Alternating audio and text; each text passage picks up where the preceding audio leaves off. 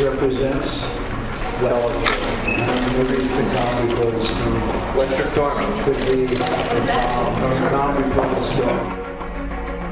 The Obama FBI obtained secret warrants to spy on my campaign based on a phony foreign dossier of debunked smears paid for by crooked Hillary Clinton and the DNC. We have an army of digital soldiers.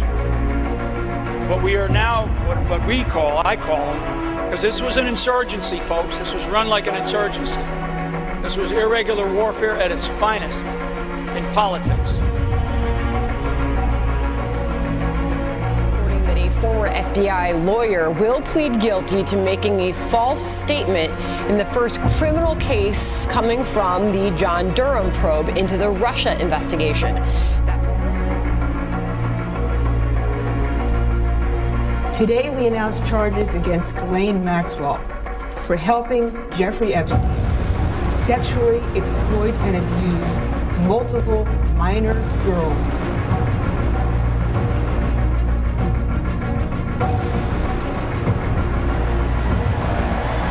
Our radical Democrat opponents are driven by hatred, prejudice, and rage.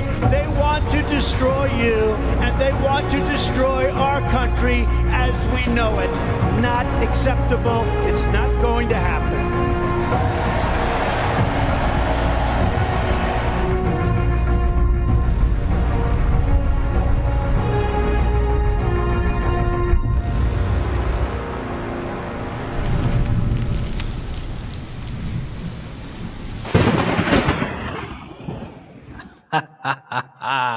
We are here, everyone. We are here. Welcome to the 5x5 network. And I think we lost Victoria. She dropped off. Hopefully she comes back. Anyways, we have with us right now J.R. Majewski, my good friend. How are you doing, brother? Good, dude. How are you? Not bad, not bad. I was gonna do a storm watch the way I normally do them, and that is kind of pre-recording them. And there she is. She's back. Great. I was gonna pre-record it and just kind of stick to the news and then premiere it late tonight.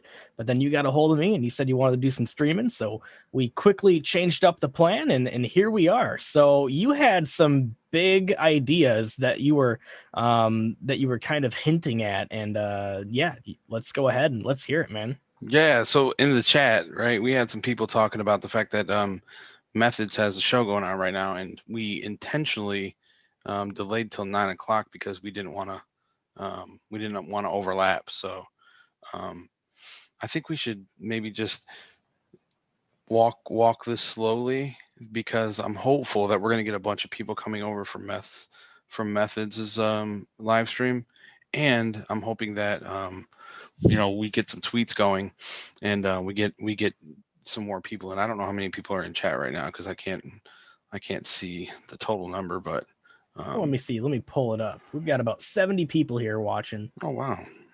Yeah, that's awesome, so dude. Yeah, it's not bad at all. That's actually bigger than the peak that I had last night. Yeah, we actually had a super chat come in already under a blood red sky. Thank you very much for your super chat. We appreciate it big time. So we Captain Kirk, I see you out there. How you doing, Captain Kirk? Good to see you. No Shades of Gray. He says that him and his big red truck thank us for our hospitality. So Big Red Gray was on the road, and he happened to be in Ohio, and he sent me a message and said, "Hey, dude, I got my semi. I'd really love to be at the MAGA meetup. Is there a place I can park my truck?" And I said, "Well, if we can work something out, you can drop your trailer. I got a pretty big stone lot in the back." Which was actually made for semis because the owner of the house before me actually owned a fleet of semis, and this was his home office. And so anyway, you're more than welcome, dude. I'm glad that you could be part of the celebration we had. He actually said that he called his dispatcher and said, "Yeah, I'm going to this event in Ohio," and she was in a totally different state. And she's like, "Yeah, I know about that guy." So that was kind of cool because his dispatcher knew about us, right? So she knew what we were doing, which is pretty neat. That's pretty awesome. Hey, Victoria's back with us. Victoria is back. Can you hear me? Yeah. We can hear you. Okay. You're a little low. Okay. Let me, is that better?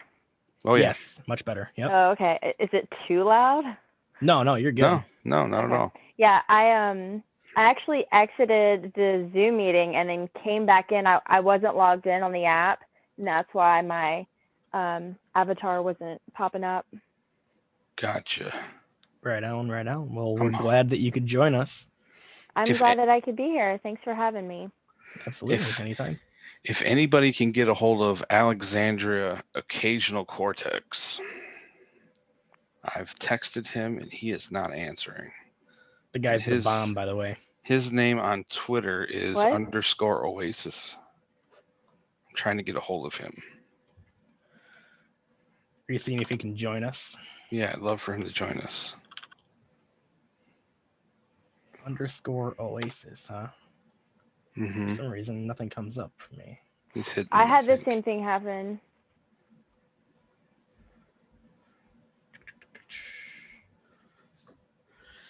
Anyway, I have his phone number. I've had his phone number. He's just not answering his text, so I'm assuming he's busy. So, right did you guys both tweeted that we're having the chat? Yeah, I just now did. Okay. I apologize because it was so last minute, and everyone's going to be like, what?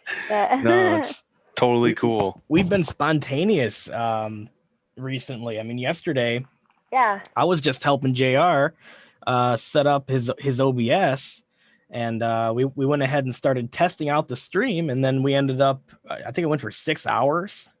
We had Methods come in and chat with us. We had Real Red Pill Girlfriend and Zach, Red Pill 78. He came and chatted with us for a minute. There's a couple call-ins that happened.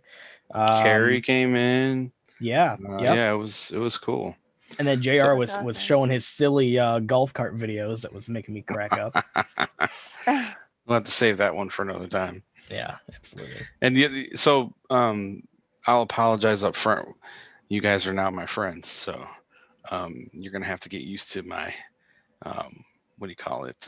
me being spontaneous, because that's how I am. I'm kind of like this fast thinker, and when I have an idea, it's like let's go, right? And so we've had a lot of conversations over the past 2 days, right? And I just want to start out by saying, for those of you here that were either at the first meetup, the first MAGA meetup, or the second meetup, go ahead and drop a 1 or 2 in the chat. If you've been to both, give me a 12. If you've been to the first one, give me a 1. Because I want to. What's the name of the channel that we're live on right now? Because I'm trying to find it. I'll send you I'll DM you a link. Okay.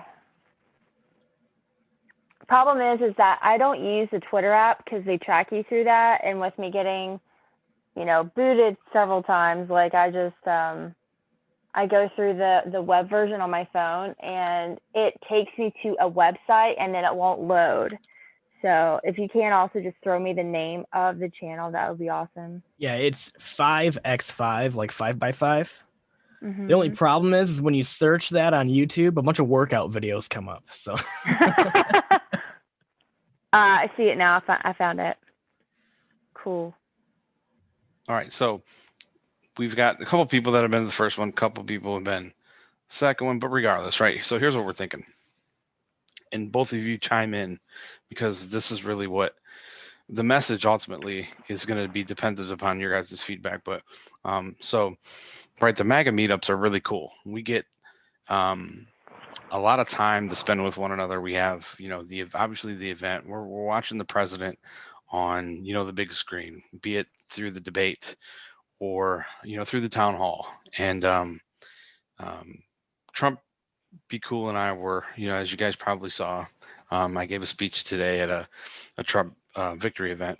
And but on our way to the event, it was a good, hour and a half, 2-hour drive. We started talking about, it was a continuation of a conversation that we had that started yesterday at breakfast, or before breakfast. And at breakfast, Victoria was there, myself, Trump Be Cool was there, a couple other folks. But in the grand scheme of things, we talked really about how, in supporting the president and the MAGA meetup, right? Getting to meet each other, getting to talk to each other, just getting to hang out, right? Go go to breakfast, right? We tried to go to a donut shop that was closed. We drove through this historic part of Port Clinton where houses are carved into the limestone cliffs, right? Just getting to experience that kind of stuff. And then just having really, really good conversation with people. We thought, maybe this is something that we need to expand upon, right? Or really, we weren't there from the conversation didn't mature to that at that point. Where we left it off kind of was like, man, I hope this doesn't fizzle out, right? I hope it doesn't fizzle out, because when the president gets elected in November, we're all still going to be fighting the good fight no matter what. But is there going to be this common, message that we're trying to get out there that's going to put us on, paths that always cross or consistently cross, where we can engage each other in the real world and get to hang out and go to breakfast and do these things. So what we were talking about last night, Pixels and I, was like his family owns this huge piece of property up in Michigan. It's like 15 acres. He's got a gun range. 30 acres. Sorry. They got a gun range. They have a huge lake. They have a pond. I don't know if some of you in the chat, if you haven't been to Michigan, but Michigan is the closest thing in the lower 48. Upper Michigan, where Pixels lives, is the closest thing in the lower 48 that you'll get to Alaska. Once you get a certain distance north in Michigan, everything is different. Even the air smells different. It's just like a totally different country. It's so extremely clean up there. But anyway, we were talking about maybe having like this, just a party, like a get together with just us, and maybe inviting some folks, and we could hang out for the weekend or whatever, because he's got so much room at his place that we may be able to like do something cool for the weekend, shoot guns and have maybe barbecue or whatever. So today I was running that by Trump Be Cool in the car or in the truck, and we just paralleled that with the desire that we had yesterday at breakfast, where we want to make sure this continues on, right? And so my brain starts running. I'm thinking, okay, how can I make this work, right? These people want this to happen. What can I do for them to make it work? And it brought me to something I streamed about a little bit earlier, which is, what if we were to create like this calendar of events where maybe once a month, or maybe who knows, but at a certain set frequency, let's say for example, it was the four of us or the three of us and Trump Be Cool and Red Pill and Red Pill Girlfriend, and we decided we're going to rent an Airbnb out in the Carolinas on the Outer Banks. And it's like this huge 12-bedroom house, all this property, right? Waterfront, it's got a boat, okay, right? Just picture this all in your mind, right? And so there's like 7 of us there, and then we have like five separate bedrooms, 5 more bedrooms, right? What if we sold tickets for people to spend the weekend with us and hang out, stay in those bedrooms, and then we live stream the entire weekend? Like, we live stream whatever we're gonna, and I'll come up with events, right? Like things we can do that are fun. I'll do all that stuff, and I'll do that stuff so you guys can focus on your current, live streams and, your current, like, whatever you're doing in your life right now that supports your careers. You guys can continue doing this, and then I can do this in my spare time, like when I'm not working, because it's something that I just do naturally. And we'll work together and we'll work with the fans and the people that support you to decide on locations, decide things we do. It'll all be interactive. And then, we can have this set frequency where we can just hang out with people. We can do like this 24/7 live stream for, let's say, a weekend. And then let's say one weekend we'll broadcast it like on 5x5. One weekend maybe we'll broadcast it on Victoria's YouTube channel. And then the other weekend we can broadcast it on Red Pill's channel. And we can actually invite other people that are streamers or that have, say a base of people that they could reach out to that would be excited about the opportunity, and they could join us. I don't know. I wanted to run that by everybody because I just think this is a cool idea. This is a way for us to expand upon what we're building right now and do something that is celebratory of our common interests, but isn't necessarily because you guys are focused on politics 24/7. Yeah. And I know you are. All of us are. Yeah. We If need you to would have break. told me that 4 years ago, I would have said you're literally insane. But here we are. Right. Yep. So what do you guys think? I'll shut up for a second. You guys give me some feedback. And everybody in the chat, give me some feedback. I think it's a fantastic idea. We'd have to come up with a name for it. That's always tough for me, man. Like, what would you call something like that? Well, we'll figure that one out. Because that is something we do have to do. Yeah, absolutely. We have to have it has to be something that fits what we're trying to do, right? I think if it involves a beachfront, Nah. if it involves a beachfront like bonfire, I'm in, because I've never been able to have a bonfire on a beach, and it's just one of those picturesque things that I'd love to do. Yeah, that would be really cool. But I think JR, you are really good at coming up with like fun things to do. Like we've seen that with the past 2 MAGA meetups. And really, this to is me, definitely your thing. This is I mean, you're like the mastermind of putting events together. Right. And this to me sounds like MAGA meetup, but it's mobile, and it's always at a different like cool spot that we find through like Airbnb, right? Yeah. And people can like you said, buy tickets to come and join us, and it's kind of cool. It's like there was something similar to this that it's like a patriotic real world, but it's not the real world. You know what I mean? It's like a patriotic hangout. Like I'm sure people would totally pay for tickets to go hang out with Red Pill, especially if it was so like would you raffle the tickets or something like that? Because like you said, like a house with like 12 bedrooms, you know what I mean? So we could have like probably a max of like 18 people if there's a couple couples or whatever. Well, we could do it to like, how would that work? We would do it like, we would have the dialogue to talk about it, but here's what I'm thinking. We get a big house. Let's say it's 6,000 square foot home. Right. It's got 12 bedrooms. And let's say we have 4 people that are on the inner circle that are a part of the production of it. Right. And then that would leave us with 8 bedrooms left. And let's say the fire marshal, that local county, says that you're only allowed to have 20 people in the home, or you have to have XYZ. If we can't get XYZ, then we sell tickets, right? The top tier tickets are to stay there, like have a room, private room to themselves, right? And then the other tickets we could sell is just for people to come hang out. And that would just serve as a means to feed them and, and give them money, or their money would be, used towards one.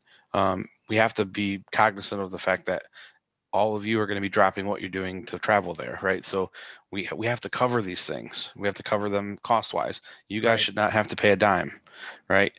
We have to pay, and by we is me too, because I'm going to be a fan of this, right?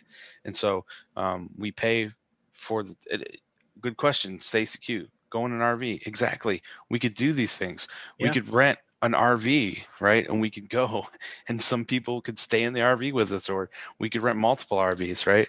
This is exactly what I'm thinking, right? I'm picturing a giant bus with MAGA meetup on the side. Well, we have to move away from that though, right? We have to move away from the MAGA meetup, because the intention of this is like patriots hanging out. Like, it's not going to be, I don't want to misconstrue this intentionally from a marketing standpoint. I don't want to misconstrue this with the Trump campaign or a victory event, or this has got to be like patriotic, because we want to transcend into, because after Trump gets elected, there's going to be a lot of people that are just going to be like, you know what, he's going to be my president for the next 4 years. Now I have to move on. And they're going to be malleable to accepting him, right? 12 years, 12 years, because tonight he hinted again. He's like, what if I'm president for 12 years, Right. Oh, that's a whole little rabbit hole discussion we could go into right now. But I mean, yeah. But exactly though, right? People are going to they're going to have to accept it. And there's middle of the road people that aren't necessarily liberal, but more of they voted. They don't want to vote for Trump because they don't like his personality. But when they do realize, okay, he's your president now again, they're going to be like middle of the road, kind of like they're humane people. So they're going to want to seek out some kind of level of tolerance. And I think we can stay on the fringes of this to where we can like attract other people that aren't necessarily part of the group right now, part of the movement right now. We could. Well, we you could know what I attract just new got? people. Something that came into my mind, maybe, perhaps it was the Lord, but was that, you know, a lot of the stuff that's going to drop, you know, maybe leading up to the next 17 days to the election, and then after, when Trump, it's in the bag, you know, and whether the election has to be handed off to the Supreme Court to decide, you know, Trump won and suck it up, America, but is that a lot of people are going to learn about the people that they were told to trust and that they looked up to, and they need to know that they have a place to go where, you know, and there's one thing that that YouTube and Twitter and Facebook cannot control, and that's in-person interaction. Now with Rona, they tried. Oh, they tried. They sure did. But I mean, to be near the tangible energy of like other patriots, there's nothing, you know, you can't put a algorithm on that or censor, you know. So I think you're really onto something major. I suck at event planning, so I'm like in total admiration of your drive to pursue this and achieve it, and it's awesome. Well, you know, and thank you, but you guys inspired me to do this, right? I'm not, I will never do anything just because it sounds cool, or like, you know, I'll do anything for anybody that asks, but I won't drive an initiative based movement to, you know, just because it seems cool, because I have to be considerate of the other people. But you guys kind of planted the seed yesterday, because for me, one of the biggest kicks that I get out of all of this is just seeing you guys meet each other in person and just seeing the interactions where you guys have been friends online for years and you guys have been driving towards a common goal for years. But seeing you guys sit each other across from each other and eat pancakes and, you know, talk about like what is that, the natural oils, and you know, just the cool stuff, like Essential talking oils. about what's Neil's mom giving away her phone number to some single guy, you know, that to me was like, we shall not mention his name. I single guy, right? So yeah, fun. that kind of stuff is really, really cool, and this could be just this could transcend into seeing those same things, but also seeing folks that are in the chat, folks that are out there, right? Seeing them get to meet you guys, because, you know, think about the MAGA meetup, right? When I told the audience, I'm like, hey, who wants to get a picture, a selfie with Red Pill, or me and Red Pill and Pixels and Red Pill?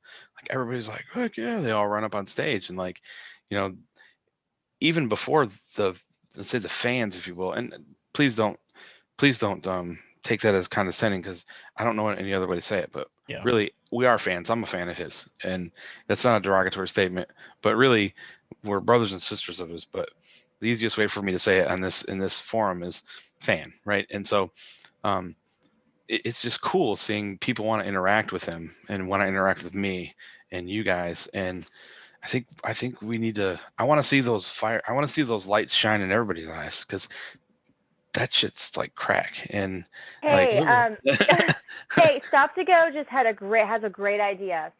And you know, we could also find you, I mean, this is your idea, but like, you know,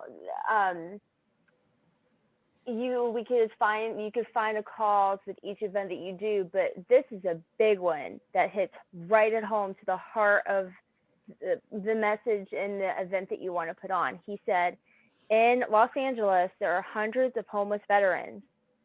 Instead of getting an Airbnb to have a Patriot gathering, why not turn that Airbnb into helping homeless veterans get on their feet, or something to that effect too? Like you could do like both, you know, like have something. So I think that's a great idea, right? But here's what I would say to that.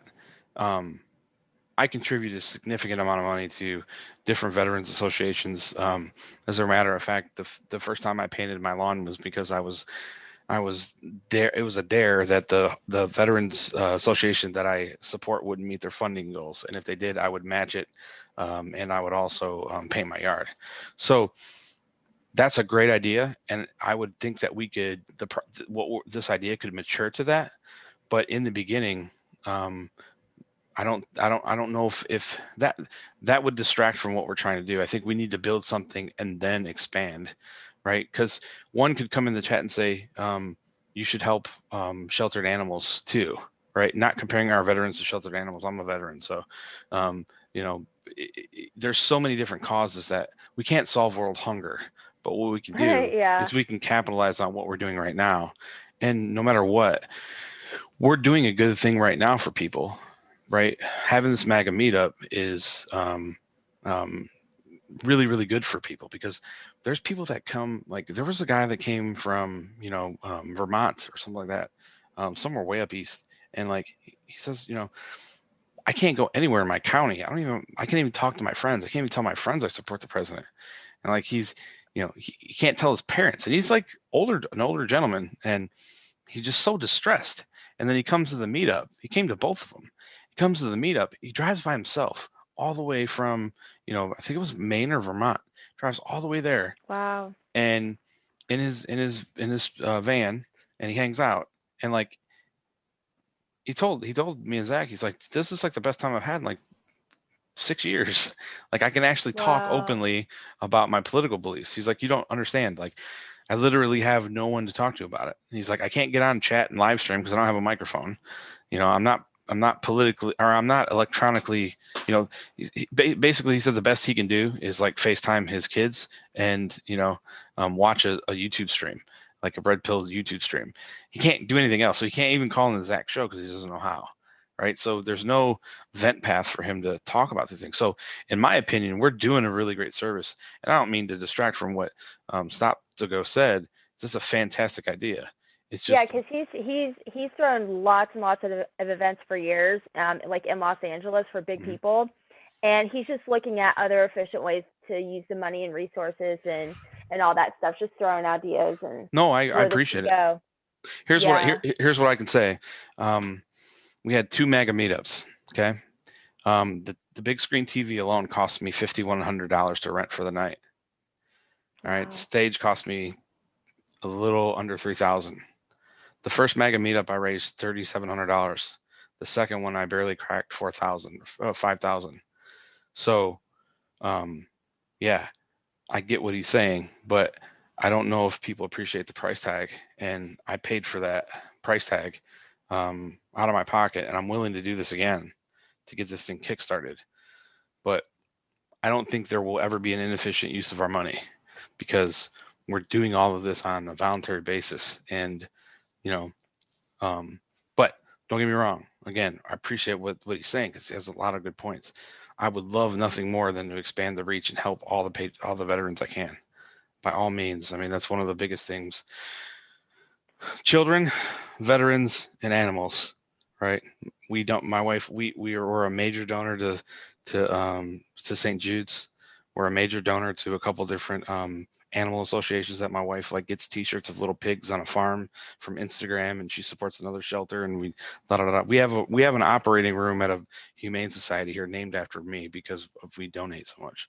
So absolutely, I know exactly, I know exactly what he's saying, and there can be, a very efficient way to use all the money. But the other part we got to think about too is people are going to stop their lives to do these things, right?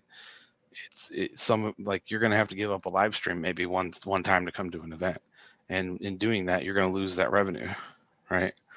And in the beginning, we have to capitalize on getting you guys a revenue stream to make it efficient. We have to put away oh my God, I feel bad because I don't want to feel like I'm taking money, but at the end of the day, this is your guys' living, right? I don't want to take any money. I just wanted to help you guys. I want to build a platform for you guys. And not that you don't have it, but I want to leverage the platform you have right now, put you guys together, and think about it like this. You ever seen the cartoon Voltron? Okay, so all these animals, like it's just like these tigers, and like the one becomes a foot, the other becomes another foot, and then the arms, and the senate, and the head, and then they pull a sword like this, right? So watch the cartoon Voltron that's from the 80s. All these people join forces and they become this huge robot, right? That does all these great things that saves the world from like Godzilla or whatever. That's kind of what I'm thinking. Like, if I can get all you guys together, get all the right people together, you guys can make magic.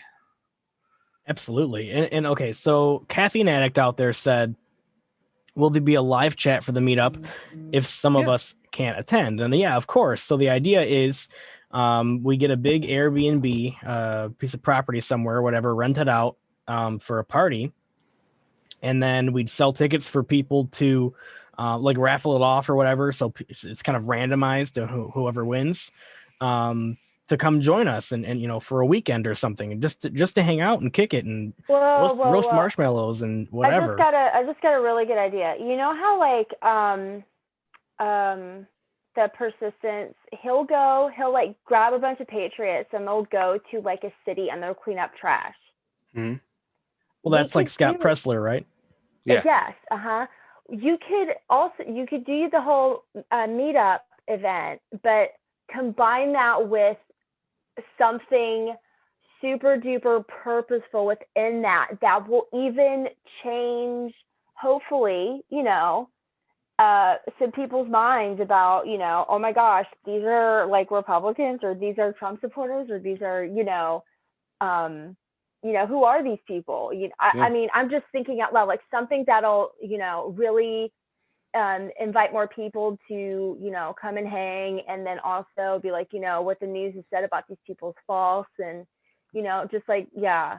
I'll segue on that, Victoria. Well, hold on. I gotta answer the question that Caffeine Addict posed, and that is, will there be a live chat? So yes. So we're going to, the whole plan is to have this get together, right, for like a weekend with whoever is lucky enough to, you know, to get the tickets to come join us and hang with us.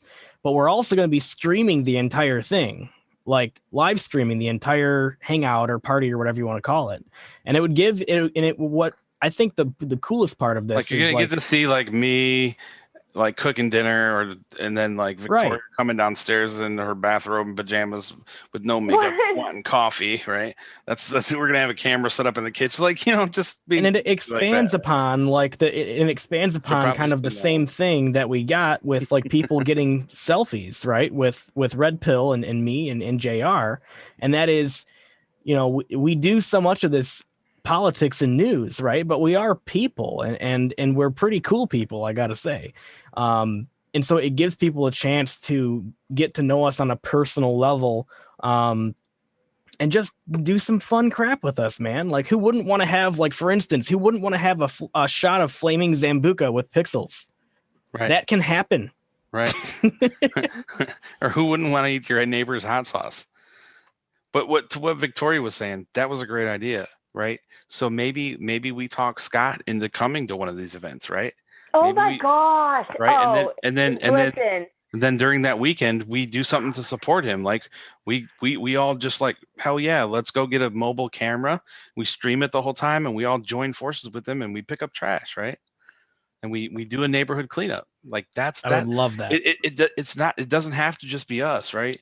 We can get these other folks involved in this. That's the beauty of it, right? We can create this huge network of just high-fiving and just working together. That's what I think we need to do. Yeah, I feel like it really needs to be, and it's your idea, it's your baby, but just throwing stuff out there. Like, I really feel like doing something in combination with all of us coming together, but putting action behind who we are, wherever the meetup is or whatever. I mean, it would depend on the location and what the needs of that specific area in that city and town are. Especially, it would work to our benefit. I'm not trying to like manipulate a situation, but it would be to our benefit if, like, say, the mainstream media was like pushing out a false narrative, and it just so happens that a bunch of us are meeting together in a town in 2 weeks, and we can, since we're all meeting up, we can do something in that area to help it out or whatever. And lo and behold, there are a bunch of patriots, the ones that TV says is bad. You know, Right. and then they realize, oh my gosh, I was fooled to hate these people because TV told me to. Like, come on, you know. Right. I don't know, just stuff like that. No, I think we're pulling on good strings here. I really do. But I think what we have to do is do it incrementally, right? Because everything we're going to do is going to have a price ticket, and we have to make sure that what we do, we have like this extremely great plan. We choreograph what we're going to do, and we make sure we have the funding. We make sure everybody's content. We make sure that one, we got to make sure nobody's at risk. To make sure the people we're going to be around, right? Because like it or not, there's people that love you guys and there's people that hate you guys. Same Right. with There's me, got to be a level right? of vetting involved, Yeah, right? yeah. So all those things have to come into play, and I think it would be pretty sweet to have, you know, even if it just turns into a bunch of people just roasting marshmallows in Pixels' backyard up in Upper Michigan. I think that's where we need to go, right? And I'm not sure if I'm supposed to say where you live, but I think you said it before, so Yeah, I yeah. apologize. No. Okay. Everyone knows I'm in Central Michigan, just not the town name. All right, I wouldn't say that. I don't even remember what it is. Wink, wink. So what do you guys think in the chat? I saw some state parks. Yeah, that's exactly it. Yeah. Like, okay, let's be hypothetical here. Let's say we get together, we brainstorm the first event. First event happens. It's a huge success, right? And we're able to cover all the costs, right? We can do it. We'll figure the let's not get into the weeds here too, right? I'll take care of the weeds. All right. We huge event goes by, huge success. The second time around, we're like, okay, we're gonna do this. First thing we do is we set a date, right? Everybody looks at their calendars.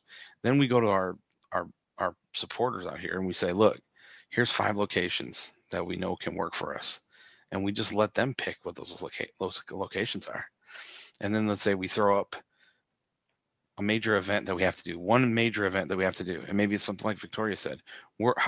Maybe during this weekend we want to contribute back, to society in some form or fashion, or maybe there's a cause in that city that we've chosen that we need to go after, right? Then we weigh in on that, and then if that becomes, the primary focus, we just build off of that, right? We just build a whole series. I can just see like one of you guys streaming, right? And we're all just hanging around, like drinking wine, eating dinner, whatever, just joking, playing Cards Against Humanity, what have you. And we're streaming the whole time. We got chat going. These guys are seeing what's going on. They get to see how cool you guys are, and they get to see you outside of your normal be a journalist space. You know what I mean? Yeah, absolutely. And no, I just think that, like somebody out there said this sounds like community is what the country was built on. That's absolutely right. Like so many of us, I'm not knocking the internet or connecting via social media, but there's nothing quite like in-person human connection, right? Where we all just get together like old times and kick it, right? There's a lot lost when you do this stuff over the internet, a lot. Here's what I'll say. One thing that was cool for me, here's my takeaway. Being around all these folks, and I'll give some specific examples. Being around Victoria's mom was like the coolest thing, because she reminded me so much of like my grandfather, but not my grandfather. Like the way she talks, the way she articulates things, the fact that she's like extremely honest with her convictions and what she's looking to do, and how she's trying to be just this very loving and caring person that is doing everything that she can to work through the powers that she's been blessed with, and the fact that she's just willing to stop and grab somebody by the shoulder and pray for him. That kind of stuff, that's like cool. That you don't see that every day here, right? That's like some old fashioned stuff Man, I do it. You should see me in happened to me when I Walmart, was a kid. You should see me when I'm in Walmart. But see, like I me, pray for everybody. like I'm a city kid, right? That don't happen around me. You know what I mean? It that's something that reminds me of my childhood, right? But I know That's it's out there. awesome. It's out there in America, but I don't get to experience it every day. And I'd pay for that. I'd pay for it 5 times over. And I think other people would too. And it's not about paying for it. It's about having the opportunity. But the only way the opportunity will arise is if we provide it. And if we build it, they will come. And we have some bright ass minds at that table yesterday. We had some bright ass minds at that MAGA meetup. And I'm very good with getting people together and getting your guys' minds to flow and start coming up with ideas, because I'm just the organizer. I'm just this is just like my professional career. I get a bunch of professionals in the room. They know how to fix the widgets. They know how to, to cure the issues in the plant. I just know how to make things happen for them and, get people out of their way. Right. This is what I do for a living. So this is extremely easy. Cruise ship. Hell yeah. Cruise ship. Right. That's That would be it. fun. Right. That's exactly what we're saying. As long as they let us stream.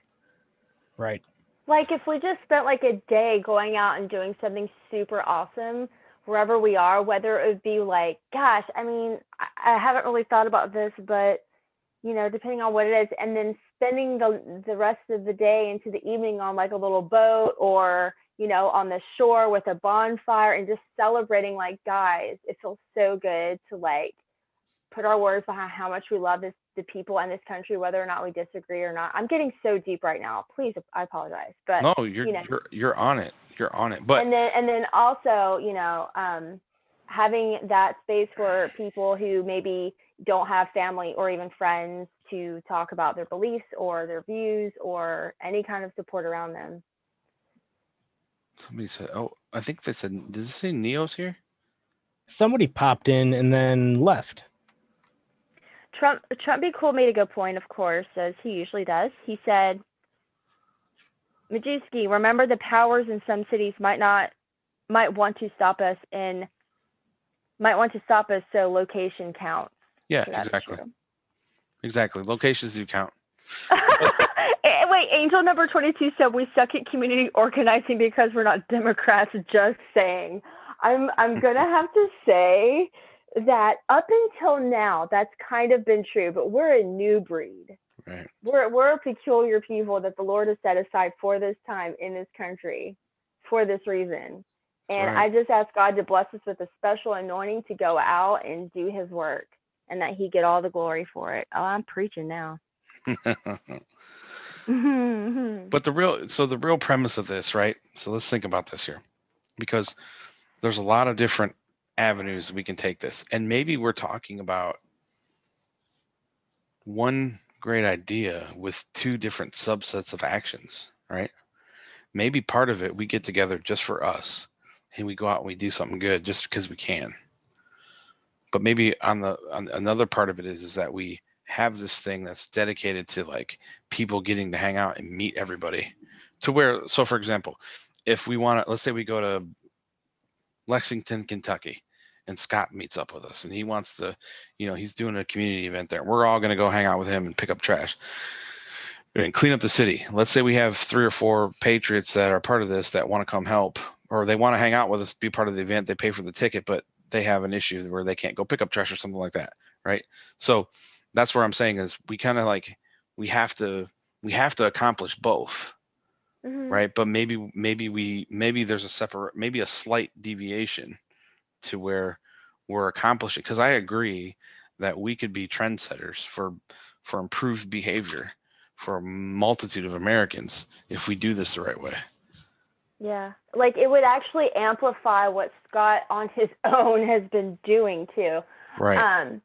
But I love your ideas though, because you're adding like some spirited fun behind it. Like, I mean, me personally, I left West Virginia at 17, where I'm at. I'm back in West Virginia, but I moved back about 3 years ago, and I haven't lived here since I was 17. So I don't really have, all my high school friends that I had and my junior high friends and all that stuff, or my neighborhood friends that I grew up with, we're all scattered, and we all lost touch. And, I went to like 3 different high schools, so like in 2 different states. So moving back here, and then the one friend, like that was my really, really good friend growing up, one of my really good friends, like really one of my best friends, she is extremely left. So we hung out one time, nothing political was brought up, but we know that each other knows that we do not gel right now. and we don't really we'll like each other's stuff on Facebook, you know, and then I started to, at my job that I got when I moved here, I started to develop friendships through that workplace. And then I finally felt like I was like getting, you know, because a lot of my friends growing up, majority of the time were guys. And I literally was like the only girl at the party that was like the blackjack dealer. And so, and then I got fired back in, it was like early August, I got fired. And then I've only talked to like one of my really, really good friends from that workplace. We kind of stay in touch, but she's engaged now and she lives an hour away and doesn't really come to Charleston much. So it's just, you know, kind of crazy. So to get together with some people like that is a really, really fun time. I mean, to be honest, like the only thing I would think would be, you know, the time of year and when people can take off for work and if you can get enough people to come and, you know, people's budget situations, you always run into those situations. Right. But, right. And we would have to plan these things out like pretty far out so that I could like guarantee, because the way I take off work, you know, at my workplace is I have to go through an app and like request it like way ahead of time, request the dates, whatever, to get off, and then they'll go ahead and approve it, but only if there's enough time. Right? Yeah, like I was a manager at the store that I used to work at, and I had to give a month's notice. Exactly. Right. Yeah. Look, I'm thinking. I heard some people in the chat. You know, start small, go big, or no, we're going big, right? So I have aspirations for you guys. I think that if we can get the right people to buy into this, right? I think we can really do something to where you're not gonna have to worry about. Personally, I'm gonna just say it, but I think this could be something that could set you guys on a new track, to where you don't have to worry about your jobs, you know, being managers and you know, working at the grocery store. I think this is an opportunity for you guys to go mainstream as much as you would like to go, right? You guys would control your own destiny.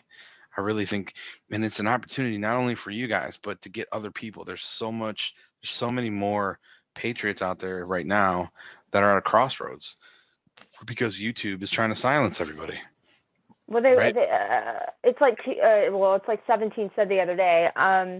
They don't own their social media platforms. Susan Wojcicki, Jack Dorsey, Facebook, Zuckerberg, they don't own them. China does, if you can't tell yet. Right. It's crazy. And shout out to Neo, and she's at work, but I was asking her if she had Zoom because she was a critical part of this dialogue too. And I was hoping if she had Zoom, she could hop on with us. But somebody hopped on with us there for like just a couple seconds. They didn't say anything, and then they dropped out. Oh, I can't remember what the username was. Methods sent me. Hell yeah, Methods sent you. Right on. That's our boy. Thank you, Methods. I love this though because Methods sent everybody. Yeah, nice. I love this though because this is just a great way to even just to network, right? The MAGA meetups have really brought a lot of us in the movement together in a way that isn't possible on the internet, right? And I think that this idea expands upon that. And I think JR, for the first one, we should do it in like January. We should do it in January. We should find like you were talking, we could find like a sweet freaking cabin up in like the UP of Michigan, like in the middle of the freaking woods. I think January would be tough. That's rough, buddy. In the winter. Yeah. So well, I mean, snowed in with JR and Pixels, man. Come on. I got it. With a wood burning stove and right. Oh, how cold does it get up there, y'all? Oh, up in the UP, it gets blistering cold. Like yeah, me no cold. happy. Yeah. Yeah. What I'm thinking is, right, so I'm thinking November 3rd. This is when we do our first one. We do it for the election. The election night? Yeah. And we do it as a grassroots thing, right? And we figure out how to make it happen. And we pay our own way the first time or whatever we do, it doesn't matter. We make it happen because we're going to pay up front and the benefits are, we're going to do something good and right. God's going to make it happen from there. Okay. And we won't have to worry about it. But I think we really got to do it for the election. There's many ways we can, make it happen. Maybe it's we go to DC. Maybe it's we don't. Who knows? I don't know about going to DC, man, because there might be some crazy stuff going on. That's what I'm saying. I'm prefacing, Yeah. or I'm saying I'm giving the out, but Yeah. I think there's some ideas we can float that that could make this something pretty cool for election night, and we just have to brainstorm. We had to get this is the beginning. This is the start, right? But we got to have a panel of people, and it's got to be just us talking on a Zoom with no audience and just hashing stuff out. How we're gonna get there? Because I really envision this being like more people, more streamers, more. You guys can't be, because again, we're gonna have. I'm looking at. Let's say we did two days, a whole weekend, right? There's only so much that we can expect one or two people to, produce in those, those 2 days, because you guys, that's just too much, too daunting. So we got to get other people involved, because you also want to commingle other people's fan bases, right? You want the same people that are. There's such a diverse group of people that are listening to. Let's just throw some people out there, like let's say X22 stream, that have no idea that Red Pill 78 exists, or have no idea that 5x5 exists, or Praying Actress. They just don't know. So let's expose them to this, and let's cross pollinate. And I don't think the other streamers will mind, because we're going to open the door for them to join, because this is only for good, right? It's not. Hey, Awaken West Virginia said Marlington and Snowshoe. She knows the administrator. Snowshoe is a ski resort. Really? It's very, very popular. Yeah. Awaken West Virginia, is that your same handle on Twitter that you have here in the chat on YouTube? Okay, if you could just give us a yes, that would be super awesome.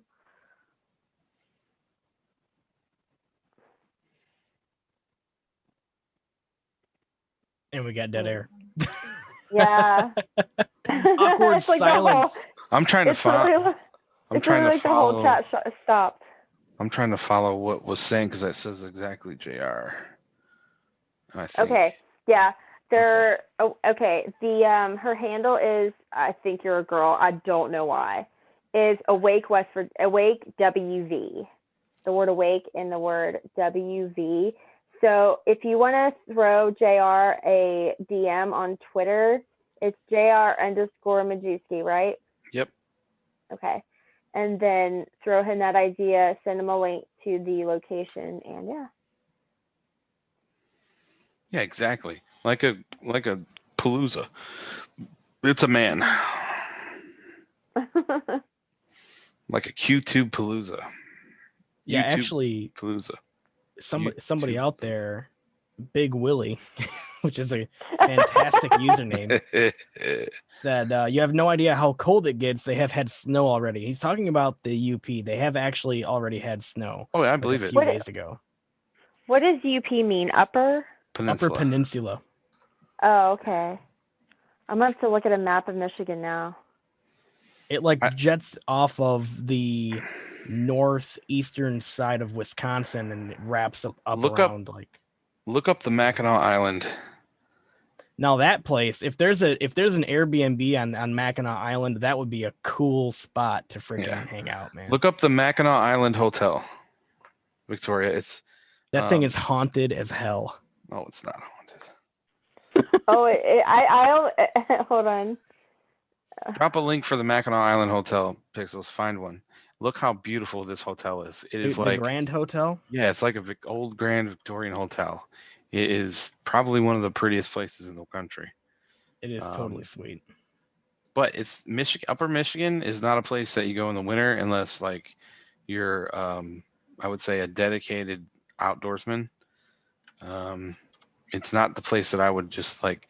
It's not the place I'd want to have a first get together, because there's just a lot of risk involved, and the last thing we want is to have something happen, because Michigan can be a True. dangerous place. It's a very large, wide open set of natural, untouched areas. There's a lot of wilderness in Michigan, and it's very easy for something to happen. And Yeah, there is. there's a lot of places in Michigan where there's like one Wow. county deputy to 500 people in a 1,500 square mile radius. I mean, it's yeah. It's pretty big. I think there's a lot of great places in Michigan to do something like this, though. I think particularly places like Muskegon that are like right on Lake Michigan. It's beautiful. Oh my God! Just in the summer, it's just absolutely gorgeous. Oh, yeah. And they have a lot of things going on. They have Muskegon has the trout tournament. Yeah. A friend of my wife's has like 300 acres in Baldwin, and it's right on the Muskegon River, and they have like all these snowmobile trails. And so I think though, for the first, we have to, the first location, I think if we're going to do the November 3rd, November 4th thing, I think it needs to be somewhere where, if it's not DC, it should be somewhere where we can actually have like a, something that supports the, the fact that it's election night, right? Right. Maybe it's somewhere, but I'd like to be somewhere warm, to be honest with you, because it's kind of be the last hoorah for a lot of us for the winter. So, and really the last hoorah's already passed, but we can pick the location fairly simply, I think. Somewhere down by Mar-a-Lago, maybe right on the ocean. It might also need to be somewhere that is reasonably priced. Right. It's our first one. So, So what's the chat say? I don't know. Let's see what they're saying. Stella Beth, is this a new channel? So technically, no. We've been doing this stuff on this channel. We've been doing news and whatnot on this channel for quite some time. But because of the recent purging events, a lot of the videos were not deleted but set to private to just kind of camouflage us, because we have done a lot of coverage of things that could possibly get us zapped. So a bunch of stuff was taken down, set to private just to avoid that. And now we're doing this stream. And actually, I will be covering some news at some point in the stream that we're doing right now. We don't really have a time limit since we're the show running today. So, but yeah, it's not a new channel. We've been around for quite a while. To answer to maybe comment on what Cynthia reads, said JR can't forever be the money behind these good and necessary events. So my wife agrees with you. Here's what I'll say. Wait, you said what? She said JR can't be the money behind these good and necessary events. And I said, my wife would agree with you. I'm sure she does. My attempt at candor, right? So the MAGA meetups, right? That is more like a fundraising grassroots event, right? This needs to be something different. This needs to be something something to where these folks that are dedicating their time need to be compensated for it. Okay. So there could be people that want to be involved that don't want to take money, and that's totally their choice. But this needs to be a for-profit thing. The only way these folks are going to succeed in their careers, being on the internet, being exposed to ridicule, and being motivated to provide content, is to be able to be satisfied with their incomes and to be able to make a living off this and buy groceries, right? And so that's where we need to go with this stuff. This has to be a for-profit thing. Whether it's for profit for, everyone, that's going to be their decision. But, we're talking about real stuff here. It's not going to be a painted yard with a TV and a stage. This is going to be like, I'm talking like throwing a real event, like bunch of stuff to do. Like imagine yourself going on vacation and, for 2 days you're on vacation and you have your concierge plans all these events for you and you're just going to them because you got a schedule. You don't got to sit there with your friend and be like, you want to go eat? Yeah, let's go eat at that one restaurant. No, I don't like that place. Do you mind? No, let's go have Subway. No, I don't really like Subway. Well, where do you want to eat? I don't know. Right? It's not going to be that. We're going to have it all lined out for you. So there's no confusion, right? There's no debating, none of that stuff. It's going to be critical time. We're going to make it fun and interactive. So everybody wants to be there. That's the way it has to be. So Absolutely. Thelma Dutton just said, I quit my job Thursday. Haha. Very liberal boss. Congratulations. I think she just gave you a donation. No, that was a different person. Under a Blood Red Sky just gave us another super chat. Thank you very much, Under a Blood Red Sky. We really appreciate that. Wait, does that mean that they're overseas? They're like not from here? Look at the Well, it looks symbol. like euros, so yeah, they're probably. Yeah. This channel actually, we have a lot of viewers from across the pond, and we're very proud of that. Hi, friend. Daddy Dragon. Have either of you heard of Daddy Dragon? No. Okay, so Daddy Dragon, he does a lot of news stuff, and he's based over in England. And he's a great guy, and he brought so many viewers to this channel from over across the pond. Just from Europe in general, we have a lot of people from like the Netherlands that watch, the UK. Of course, as he would say, it's England. He's very passionate about the whole British versus English thing, and it's a very interesting topic. We also have viewers from Australia, like all over, and we're very, very proud of that here. We met Trump Be Cool, and I met German Chick 1973 today, and she's actually from Germany. She lives in Ohio now, and she came up to me and she's like, "Hey, can we get a selfie with you?" And I'm like, "Yeah." I was like, "Do I know you?" She's like, "I'm German Chick," and she has a real good German accent. I'm like, "Oh yeah, okay." Wow. So it's pretty cool. I'm a sucker for German accents, man. I love a nice, hearty German accent. Makes me think of Katharina Witt. Yeah. I want to know what. Können Sie Deutsch sprechen? I just aged myself. Oh, yeah, there you go. I want to know what Brian Christensen made a comment. As long as you need fake cash, you can stay in the Matrix. Well, I'm not sure what that means. As long as cash can buy things, it's not fake. Okay. Gotcha. That's my response to him. That's okay.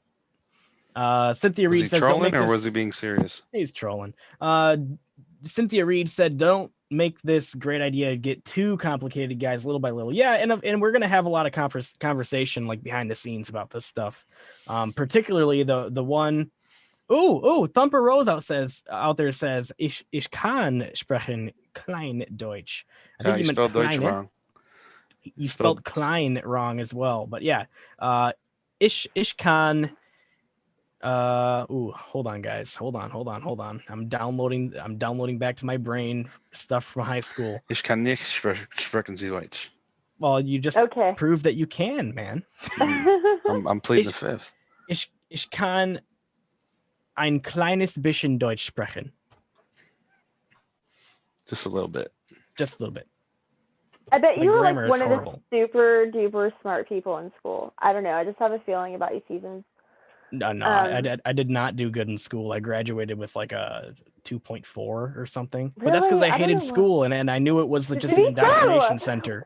Me too. Well, like I repeated junior year in high school because two reasons. I hated it, and I also there was a couple different reasons. But then I ended up being on the honor roll and in honors classes my last 2 years of high school because I guess I finally started caring.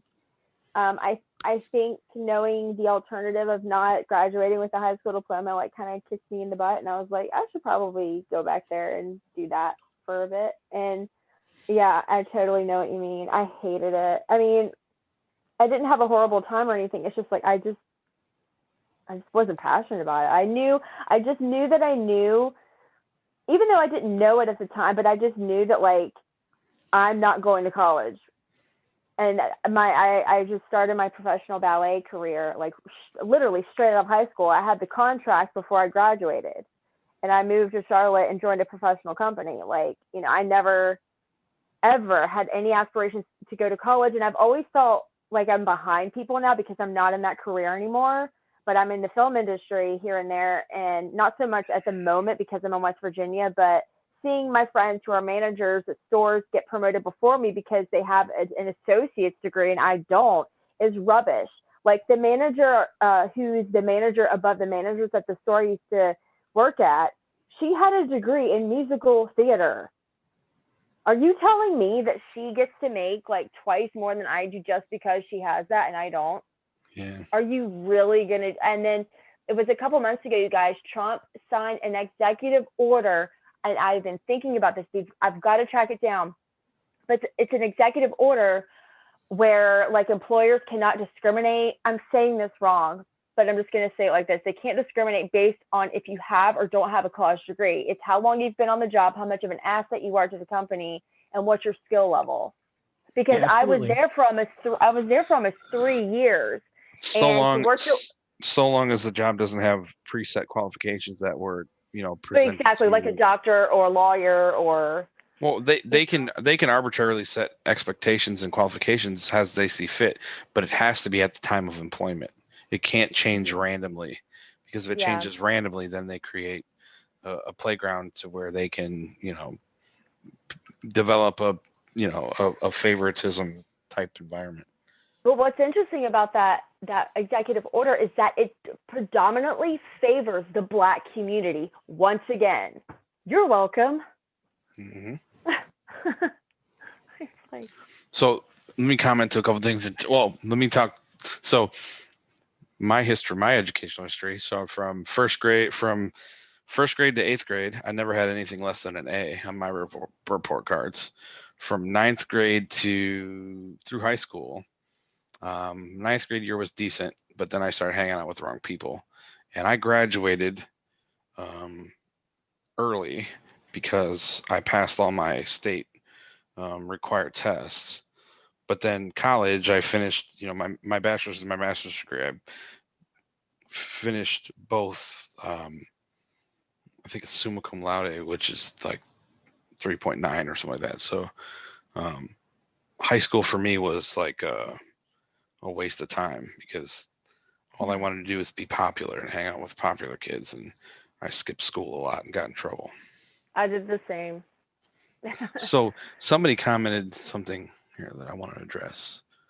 I forget what it was, but it's something like, don't overcomplicate, or don't make it too big, or something like that. I'm telling you guys, don't doubt me, right? Never tell JR don't make it too big, because he's gonna make it 10 That's times how the flag. bigger. That's how the flag got painted. People said he couldn't do it. Right? People said you couldn't do it. No, I know. I'm just joking. Kinda. I know you're not. I know you're not doubting me in a negative way. I'm just saying it can happen. You would be surprised what this group is capable of. The diversity that we have just around the breakfast table yesterday, just on stage at the MAGA meetup, just on the grass at the MAGA meetup. We got people that have formerly owned recording studios. You got people that, are like, we've got Neo, who's a sound engineer. I don't know if I just said that wrong, but she specializes in audio and all that stuff. And for someone like, I'm just used to being in front of the camera. But as far as like what you're doing, JR, is production. Like, you're actually being a producer right now. In the film industry, you have director, producer, you're actually executive producer, and you're being a producer, which Right. to me, watching that from behind the scenes with, I got to watch firsthand people in the raw, like in the gut of like producing a film, and it is so hard. And then you have associate producers and all that stuff, but you're actually producing right now. In my professional career, I managed people with PhDs and master's degrees in physics and all that other stuff. So I took physics.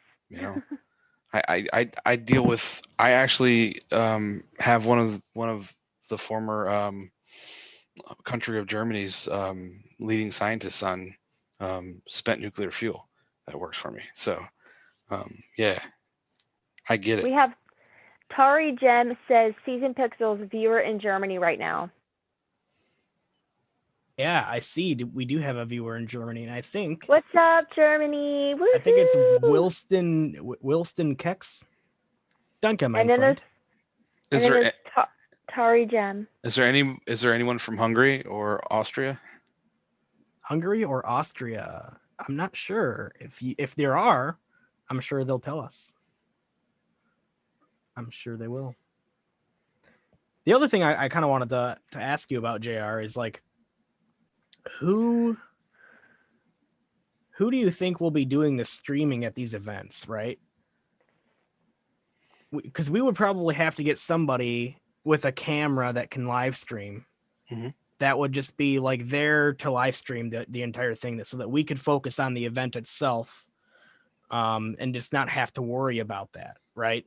Yeah, but it's not going to be like, I don't envision it being scripted to the point of, I don't think the live stream needs to be scripted, right? I think the live stream needs to be dedicated just capturing the event, Right. and having being the catalyst that, you know, connects us with the people virtually. I think that we look at it from a perspective of who could use. Initially, I think we look at it who could use the bandwidth, right? Who could use the exposure? If there's a channel that could benefit from having some, say, some more prolific or more popular streamers, and this type of event on their platform, I think we do this as an opportunity to elevate other people, right? Yeah. And then we develop an equilibrium where you guys all have, you know, an equitable, you know, following. You're all at, you know, a couple 100,000 subscribers or a couple 100,000 followers on Twitter, and then we look at diversifying, right? So then it's all about the work, right? Now it's about the work. Who's going to put the time in to do the stream, right? And really, at the end of the day, amongst all of us, I'm sure technically we have equipment that would satisfy the demand to have the, you know, the optics, the audio, the visual. If not, we profit from one or two events to go buy it, and it becomes a crowd sharing thing, right? And then, you know, we just have to come to terms with all those things up front. We have to line those things up front. So as we progress and this whole thing develops, it's going to be iterative. So we're going to learn as we go. But so long as we set the right tone up front and we all shake hands and high five and realize that we're going to be calling each other MFers, we're going to be, you know, we're going to, that's the whole thing about being friends, right? Call somebody a shithead, but you realize that, you know, that them being a shithead isn't a lifetime sentence. It might've been just for that moment, right? We still shake hands and we're still friends, right? And that's where people like me come in. I can help manage that. I can help, you know, keep everybody on the up and up. Right. I'm the guy, like, you guys are the prize fighters. I'm the dude walking with you to the ring, telling you you're going to kick his ass. You're going to do, this is you. You got this, right? That's my job. Right. My job's doing that. My job's getting us in Madison Square Garden and pumping you up. Now, maybe later on, I decide to, you know, take a fight myself and help out. But when we get there, we get there. The first priority is developing, you know, a brand, right? Developing a brand that everybody shares in, right? Not just for one person, not just for two, because it spreads the message. Because at the end of the day, you're all going for the same thing, right? We're all going for the same thing. You guys have a message outside of what you're doing right now, right? You have a whole new message, and your message is a bunch of cool people get together, talk about common interests, good, God-fearing people, right? That know how to have a good time. And you also can network amongst one another. You can just build yourself, build your brands, and, you know, build friendships. Exactly, that's where I was going. Build your friendships and your network. Yeah. And I think that in itself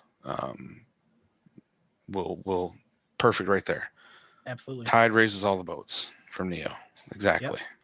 Yep. And we've seen that too. Like, you know, all of us content creators that are in this movement, we kind of collaborate with each other behind the scenes as to like when we stream, you know what I mean? And we saw that, you know, it was like Woke Societies first, and then, you know, Methods had. It was like literal like TV guide almost for Patriots and alternative news. It was awesome. Yeah, and like all the content creators. Hey Neo, did you send Susan Wojcicki your list?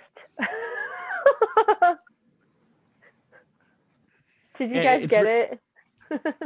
The list? I haven't even heard Neo made that schedule of when, you know, the YouTube shows that came on. Like, you know, mine was on Tuesdays at 7, and then Kate Awakening was right after me at 9, and then Comfy Sundays comes on at 7. She had Neo made like a document chart, and it was color coded. I don't remember what color my show was, but she had a whole guide of a schedule of all the Patriots, methods, woke, like it was amazing. And Awesome. she passed it around. So I'm being silly, and I was like, did you send Susan Wojcicki of YouTube that list? Funny. But yeah, like all of us content creators, we actually we'll at the end of the show we'll send people to wherever the next one's happening, and we kind of lift each other up that way. So JR, what you're talking about kind of mirrors that perfectly, and I'd love to see it happen. A couple comments I want to get to. I was gonna say that's stuff that happened before I even got involved with all this, right? That's stuff Right. you guys are doing on your own. Oh yeah, we've been doing it for a long time now. Right, but this is a way. Can you make Neo a mod? Because she's gonna drop the link to the schedule in the chat. If you can make her a mod. I don't think they could. You can't That's do up that to on 5x5. 5x5. It is it okay. Send it to Pixels on Twitter, and he can drop it. Yeah, DM it to me. My DMs Okay, are yeah, open. yeah. It's too dangerous to do that kind of stuff on a big channel, because then it could get. Yeah, we got to be careful. What else was I going to say? Oh, there were some comments out there. Tori Jen wants me to say that huge, long German word. Okay, I'll say it right now. Fußbodenschleifmaschinenverleih. I'm sure the one German we have out there understood exactly what I said, and nobody else did. Is it a bad word? Something about football or something, wouldn't it? No, Fußbodenschleifmaschinenverleih. I think it roughly translates to like a shop where you would go to get like your floorboards smoothened. Literally, and it's an actual like shop in Germany. Like there is a Fußbodenschleifmaschinenverleih. Like that's the Wilston Kex out there says right, but quite short. That's a short word. I'd hate to hear a long one, man. Oh wow! I love European people, dude. God, one of the things that Germans do in their language is that if they don't have a word for something, they'll actually take like a bunch of words that already exist and mash them together into this long thing that means this. And I like that. I love it. Kind of accurate. Did I say it wrong? Was it not fully accurate? Did I screw up the last part? Oh man, he just put another one in. Donau Dampfschiff Art Skapten. That's a really difficult one. That's a very difficult one. I know Donau. Doesn't that mean like? Doesn't that mean the Donau? Isn't that like a river or something? I don't know. Oh, you're thinking of like the Danube. Yeah, the Danube. I think that's how they say it though in Germany. It's Donau. Anyways, I just got that DM from Neo. So yeah, wait till you see what it's like. The work she put into that is so appreciated. When I first started my YouTube channel, someone sent me that, and I was like, "Wow, look at what we got here." Yeah, that's awesome. We even got the 5x5 Sunday roundtable on there. Check this out. Yeah, guys. it's pretty sad to look at it right now. I really don't want to look at it because I'll just see all my peeps that got hurt. Yeah, these are all the ones that got taken out pretty much. That's why I was like, man, you sure you didn't accidentally send that over to Wojcicki? Right. Oh gosh. Pretty cool though. Great work, Neo. That's Microsoft Excel magic right there. Yeah. Yep. Anyways, though, did you guys have anything else that you wanted to mention about, like, as far as brainstorming this event? Chris is here. Saviranon's here. Do we have any other streamers? Did they make it over in the chat? By chance? Anybody here got a streaming channel? Saviranon? Saviranon does. He just said, "Hey, Thumper," to someone. You know, Chris, Saviranon, Red Pill Music. Oh, you will now. You will now. Yep. If you don't know, now you know. Come on, man. You had to have heard Rainfall. Everyone knows it's like my favorite. Oh. You got to realize when I came into all this was, the July 13th, right?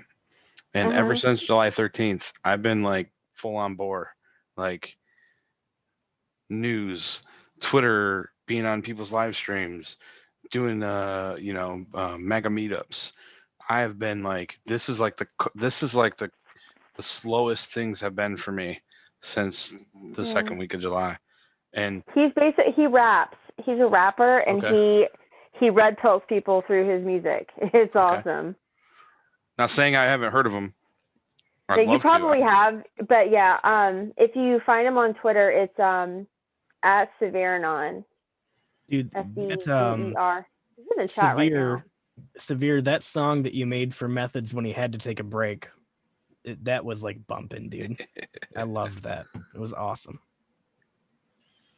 Yeah, I probably heard of him. I just didn't know the name. And a lot of it's just because there's been, like, for example, when I went on, I did tell the story a couple times. When I went on Fox News, when I left after Fox News, I had 17 followers on Twitter. I posted a picture saying, while you guys are freaking out over my front yard, I'm gonna go walleye fishing. I went walleye fishing. Came back 3 hours later. I had 5,000 followers. Right, 17 to 5,000 in like 3 hours. Now, for some of you guys, that number doesn't mean anything because you probably have a couple 100,000 followers. But for a guy that is used Twitter just to complain about, my first class seat on an airplane or my rental car, like that's the only thing I used it for, right? I think twice. Having gone from 17 followers to 5,000, and then it's increasingly gone up. It's gone up so much that I can't keep up with, all of the people trying to follow everybody back. And I do, like, almost, I make a conscious attempt every day to add my 400 new, follow 400 people before Twitter cans me for 24 hours. So saying I don't, haven't heard of somebody, that's really the reason. It's because everything happened to me in like a whirlwind. I'm just still trying to refocus and just, I totally get it. Yeah, I totally understand. It's a lot. Due diligence is the real severe who. We caught our limit on walleye that day. See, I follow him on Twitter. I know that's something we could do. Like for one of these meetups, like we could go fishing, right?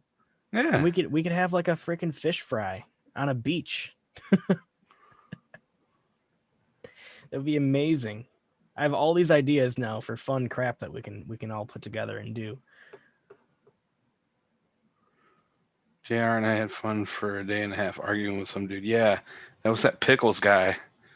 Yeah, I remember you, Chris. I remember people that I'm very good with remembering people that I engage with, right? I have a difficult time remembering Twitter handles and then YouTube because there's so much back and forth, right? And again, you got to realize this is all new to me, so I'm giving it 110%. I can tell you that,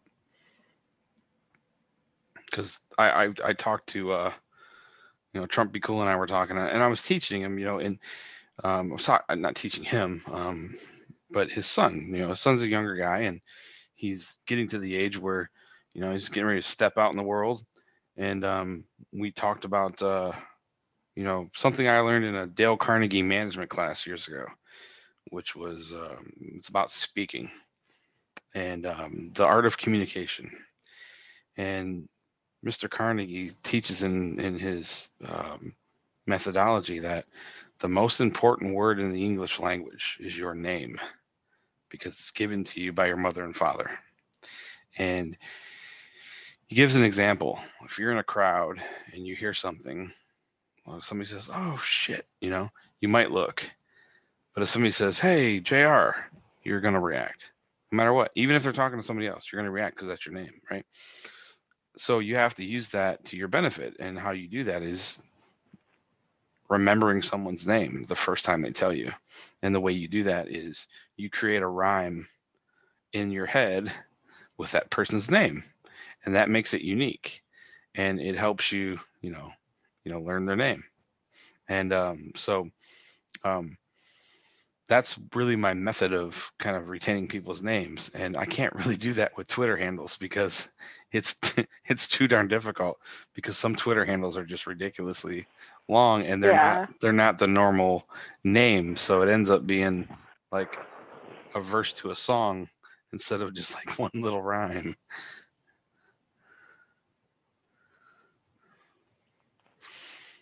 Let's see here. What's the other? Why don't you want to do some news while we're kind of getting ourselves gathered here? Yeah, I was actually going to say, there is some news going on out there, and I'd love you guys to join the conversation around that. Maria Ingram out there is saying hello to me. Hello, hello. Anybody out there that I missed saying hi, I'm sorry. I'm live chat's not the only thing I'm looking at here. I've got 3 screens full of stuff going on. So yeah, I mean, I do have a bunch of news to go through here.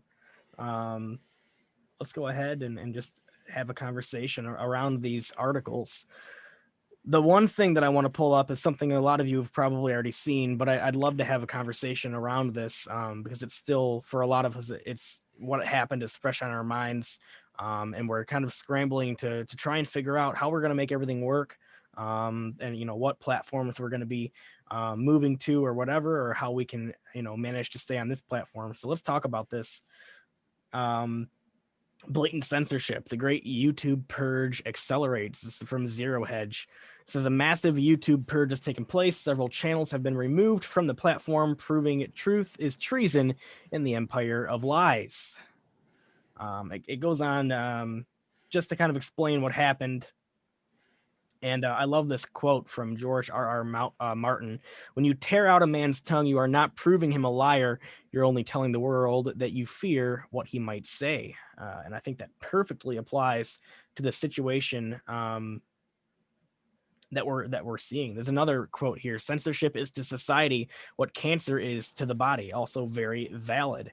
The only way that a constitutional republic with democratic elections, the only way something like that can stand and last is if the information that people consume is free flowing and not stifled or censored by powerful people. So here's a list of the channels that were removed: Destroying the Illusion, Red Pill 78, Praying Medic, Joam, iPot, X22 Report, Edge of Wonder, SGT Report, Space Shot 76, Woke Societies, Amazing Polly, Truth and Art TV, Patriot Soapbox, Dustin Nemos, In the Matrix, And We Know, Stroppy Me, Just Informed Talk, Mouthy Buddha, No More News, The Last American Vagabond, Titus Frost, Dollar Vigilante, and World Alternative Media. So, and there's probably even more of them.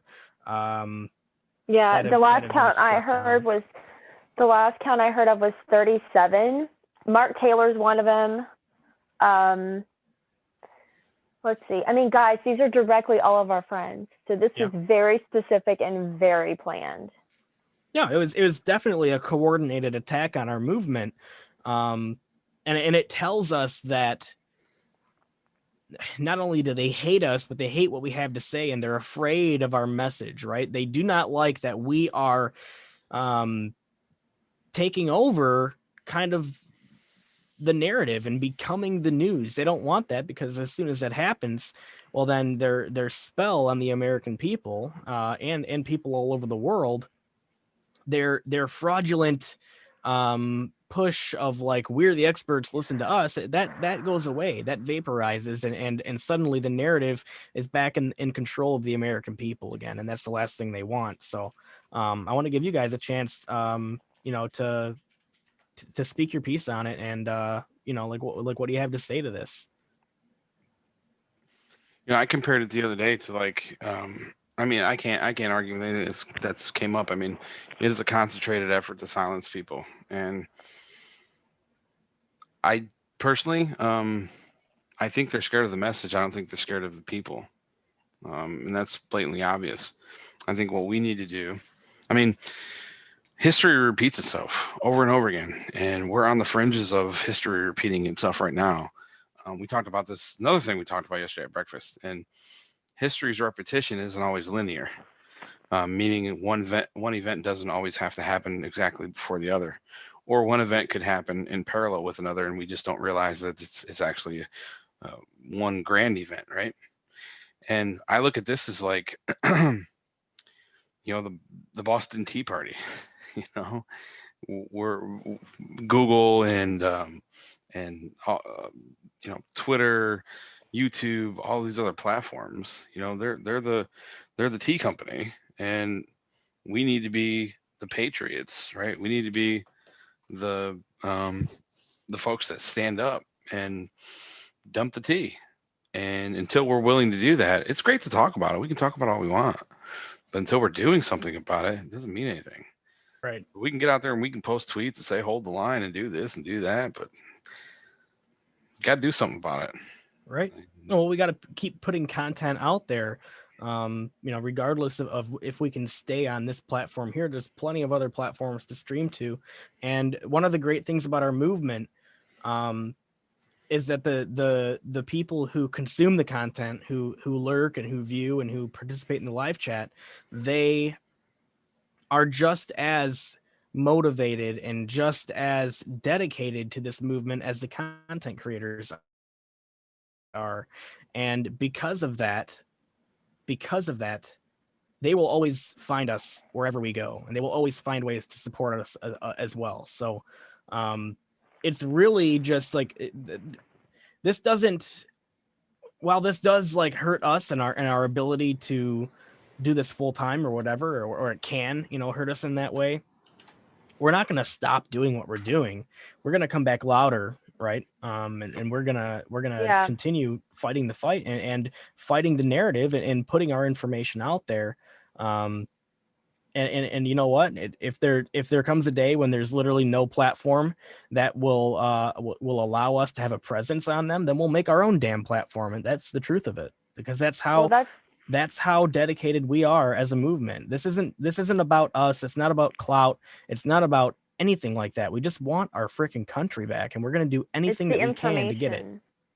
Yeah, it's the information. And one thing Edge of Wonder did was they did not decide or make the decision to go to DLive or BitChute or CloudHub or any of those, because they're like, well, who are really the ones running those platforms? So they made their own platform, which took a lot of work, and they're going to have an app soon rolling out next week and all that stuff. So they're very, it's very awesome that they're doing that, and, that they have a team that can produce that. But yeah, we should be fighting back 10 times harder than before. Now, I do understand, like, when you lose an account and all that stuff, especially more than once, it hurts. It kind of knocks the breath out of you. It really does. And it messes with your psyche, and it really discourages you. And I mean, so sometimes you do have to take, a couple of days, a week or so, and just like catch your breath, regroup, and then get back on the battlefield. But the biggest thing they want you to feel discouraged, and they want you to feel like your voice won't be heard, or you'll only reach this amount of people. But you'd be surprised. And the amount of people that stick to it and that are loyal in this movement is absolutely one of the most incredible things I have ever witnessed in my life. I didn't even know such a thing could really happen. But after losing several accounts, and then the same people are able to find you again, and then the love grows even more for like, hey, you're back, and yay, we did it. It's like a whole team effort thing where we have each other's backs, and we're like, for one instance, when I knew I was kicked off a certain, I'm not going to say which social media platform it was, because there are people that do follow me around, and I don't want to get hacked or axed or whatever. But I took solace in knowing that even though I wasn't on there for a couple weeks, I knew that you guys were on there doing your jobs and fighting. And I mean, it was a really nice feeling to realize, like, oh my gosh, I got all my soldier friends on there actively right now as I'm sitting here licking my wounds again after losing an account. And I know without a doubt that they're all on there right now pushing against the narrative that's fake. So Somebody was talking about Parler in the chat. I mean, I think however whatever means you use to stay vocal and stay out there. I mean, yeah, Parler, personally, yeah, but I don't like Parler. I think it's another platform for people. So I take a big I look at it. I look at this in multiple layers. The communications, right? You have very predominant people that are pushing the news, and they're doing that in a very direct manner, right? These celebrity news anchors, they don't care about us, like to a certain extent. They're not out spreading the platform for folks like these guys to, you know, get a voice. Go to Parlor and look at that, right? If you go to Parlor, it's the same old people posting the same old stuff. It's a regurgitation of what you see on Twitter. Yeah, there's limited, less censorship, but at the end of the day, they're It's an pushing their echo chamber. message. Yeah, they're pushing their message. Those people don't care about giving everyone else a voice, and I think that's what's wrong with everything that's going on right now. This "where we go one, we go all" is, a slogan. It's not a Well, mindset. one of the things Q pointed out about Parler, and he said never retreat from the battlefield, which is Twitter and Facebook. And he said use Parler as a hub to basically regroup. Once if you lose an account, and then one of the most important things he mentioned, and I think it's Q post 4509. He said learn to digitally camouflage, Mm-hmm. and a couple big accounts it was when a bunch of people got kicked off Twitter all at once, and I went to a couple friends of mine on there that were, I would just say one of them now was IET, and I messaged him and I was like, digitally camouflage. Like he kept coming back using the same picture, and then he gets kicked off again. We finally learned that it was a group of accounts that were reporting us to Twitter, and then Twitter would then suspend us. And then if we would come back and use the same picture, we'd be like, oh, IET is back, But I said, digital camouflage. I said, do what Q said in post 4509. And he's like, look at you commandeering, like in a playful way. He wasn't mad or anything. But I was like, well, you guys, like, come on. We're in a war. We're on the enemy's battlefield. Right. If we all had a choice, we would not be on Twitter. Right. But this is where, the battlefield is. Like, it's to me, Facebook's a complete wasteland. Twitter's it, because the president's there, like, big time. Right. Twitter is the front line for sure. If they ever zap me from Twitter, I'll be right back there, because that's where the conversation's happening. And it, it's great that, places like Parler are popping up or whatever, but you have to understand that there's not going to be anybody on Parler that we're going to change their mind, because they're already on our side. It's a big echo chamber. And so there's no point. Yeah, Twitter wants you to go there. Right. Twitter wants you to go to Parler and stay there, so you won't be on Twitter. But these celebrity type people, they believe they drive the message. That's what you guys aren't getting. You guys got to listen. You guys listen. I'm gonna say this one time. Just like one time. You guys are the fucking leaders, not these people. These people are filling their pockets. They're selling T-shirts, right? They're selling commercials. They don't care about you guys or us. They don't care. As long as they got a camera pointed at them with a yellow light, they're happy. They don't care. And if you think they care, you're fooling yourself. They don't. They're content. They're layered. They're secured.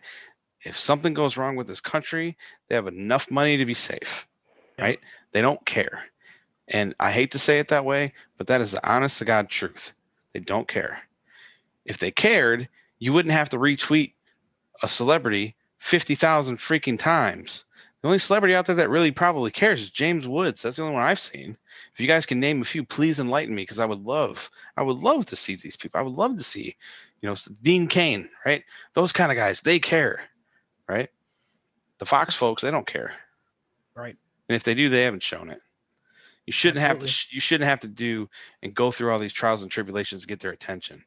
But they'll retweet, quote, retweet your good hard work and take all the likes for it. And they'll never pay any homage to you. They'll never acknowledge that, you're giving them information because they're monitoring your feed. Because to them, you should be honored they're following you. But they're not following you, they're plagiarizing from you. Yeah. Yeah. That's my 2 cents, and I'm an outsider. I'm giving you that as a third party, right? Again, I have a different perspective on these things, because you guys have been knee deep in this for a good amount of time, trying to do really good things, and it's easy to become focused. But I'm telling you, these folks are doing they're doing selfish work under the guise of trying to help you. They're political rhinos. Yeah. So next story, this comes from the New York Post. And apparently for the next presidential debate, Kristen Welker is going to be the moderator. And apparently she has deep Democrat ties, right? Big surprise. Oof. Big Yeah. freaking surprise. All eyes are turning to NBC News White House correspondent Kristen Welker as she prepares to host the third and final presidential debate Thursday. President Trump and Joe Biden will square off at Belmont University in Nashville, Tennessee, in a 90-minute debate starting at 9 p.m. Welker, who's 44, has been the White House correspondent at NBC News since 2011 after working as a news reporter in Rhode Island. But Trump supporters who took issue with hard questioning by previous moderators like Chris Wallace and Savannah Guthrie, which that was like, it was rough. That lady totally has multiple screws loose. Anyways, they may find themselves pining for those combative hosts after Welker is done with the president. So sounds like this is going to be a big crapshoot. Do you guys have any reaction to this other than being totally not surprised at all? Well, didn't she deleted her tweet? She deactivated her Twitter account. What does she have to hide? Interesting. Did you know that? Yeah, I actually I think I tweeted that out earlier where she because it says whenever you search for her handle, it comes up as of user not found, or which that means that person deactivated the account. Okay, yeah, it says it's Kristen Welker deactivates Twitter account ahead of October 9th presidential debate. What is she trying to hide? Nothing is ever deleted. Hey, Pixels. What's up? DM Red Pill the Zoom. Oh, Zach? Yeah. All right, hold on. I'm not really experienced with like the Wayback Machine thing, but one thing I know is if your account gets suspended, you're not able, like, say I used to do a lot of really great threads, like massive threads. Man, I'm telling you, I'll say it again, when you lose your threads, you lose your babies, because they're like, they become a part of you. But okay, so, but you know how people will ask the thread reader app to unroll it, and you go to the website, it's like, here's your thread unrolled and all in order, because sometimes Twitter will screw around with the order of the thread. And I know that once an account is suspended, that if you don't back that up and have an account with a thread reader app, it will delete all of the thread reader apps that link to your Twitter. But I'm just wondering if someone deactivates their Twitter, if there's a way to go and still find those tweets somehow through the internet, whether it's the Wayback Machine or something. I'm just wondering if there's like a back channel to be able to find her tweets. Like, obviously, who deactivates their Twitter account ahead of a presidential debate? There has to be something she's hiding, no question. Like, that's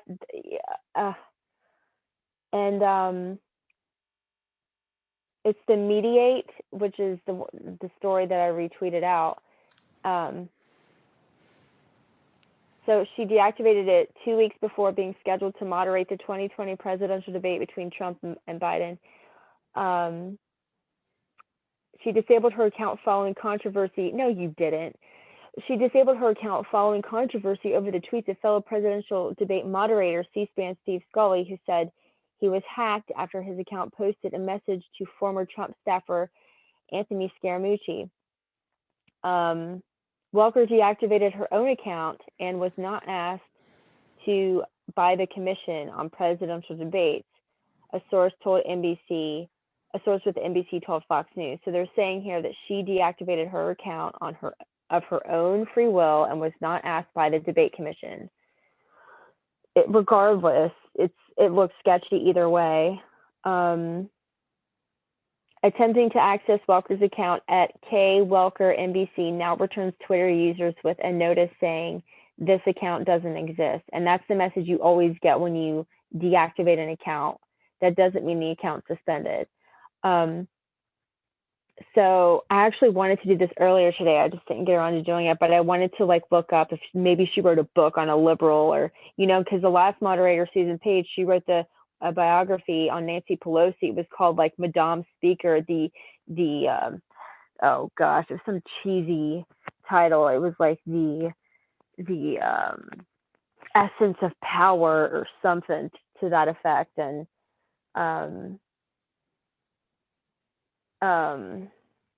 you know, and then I don't even need to know Chris Wallace's background. That was on full display during the first debate.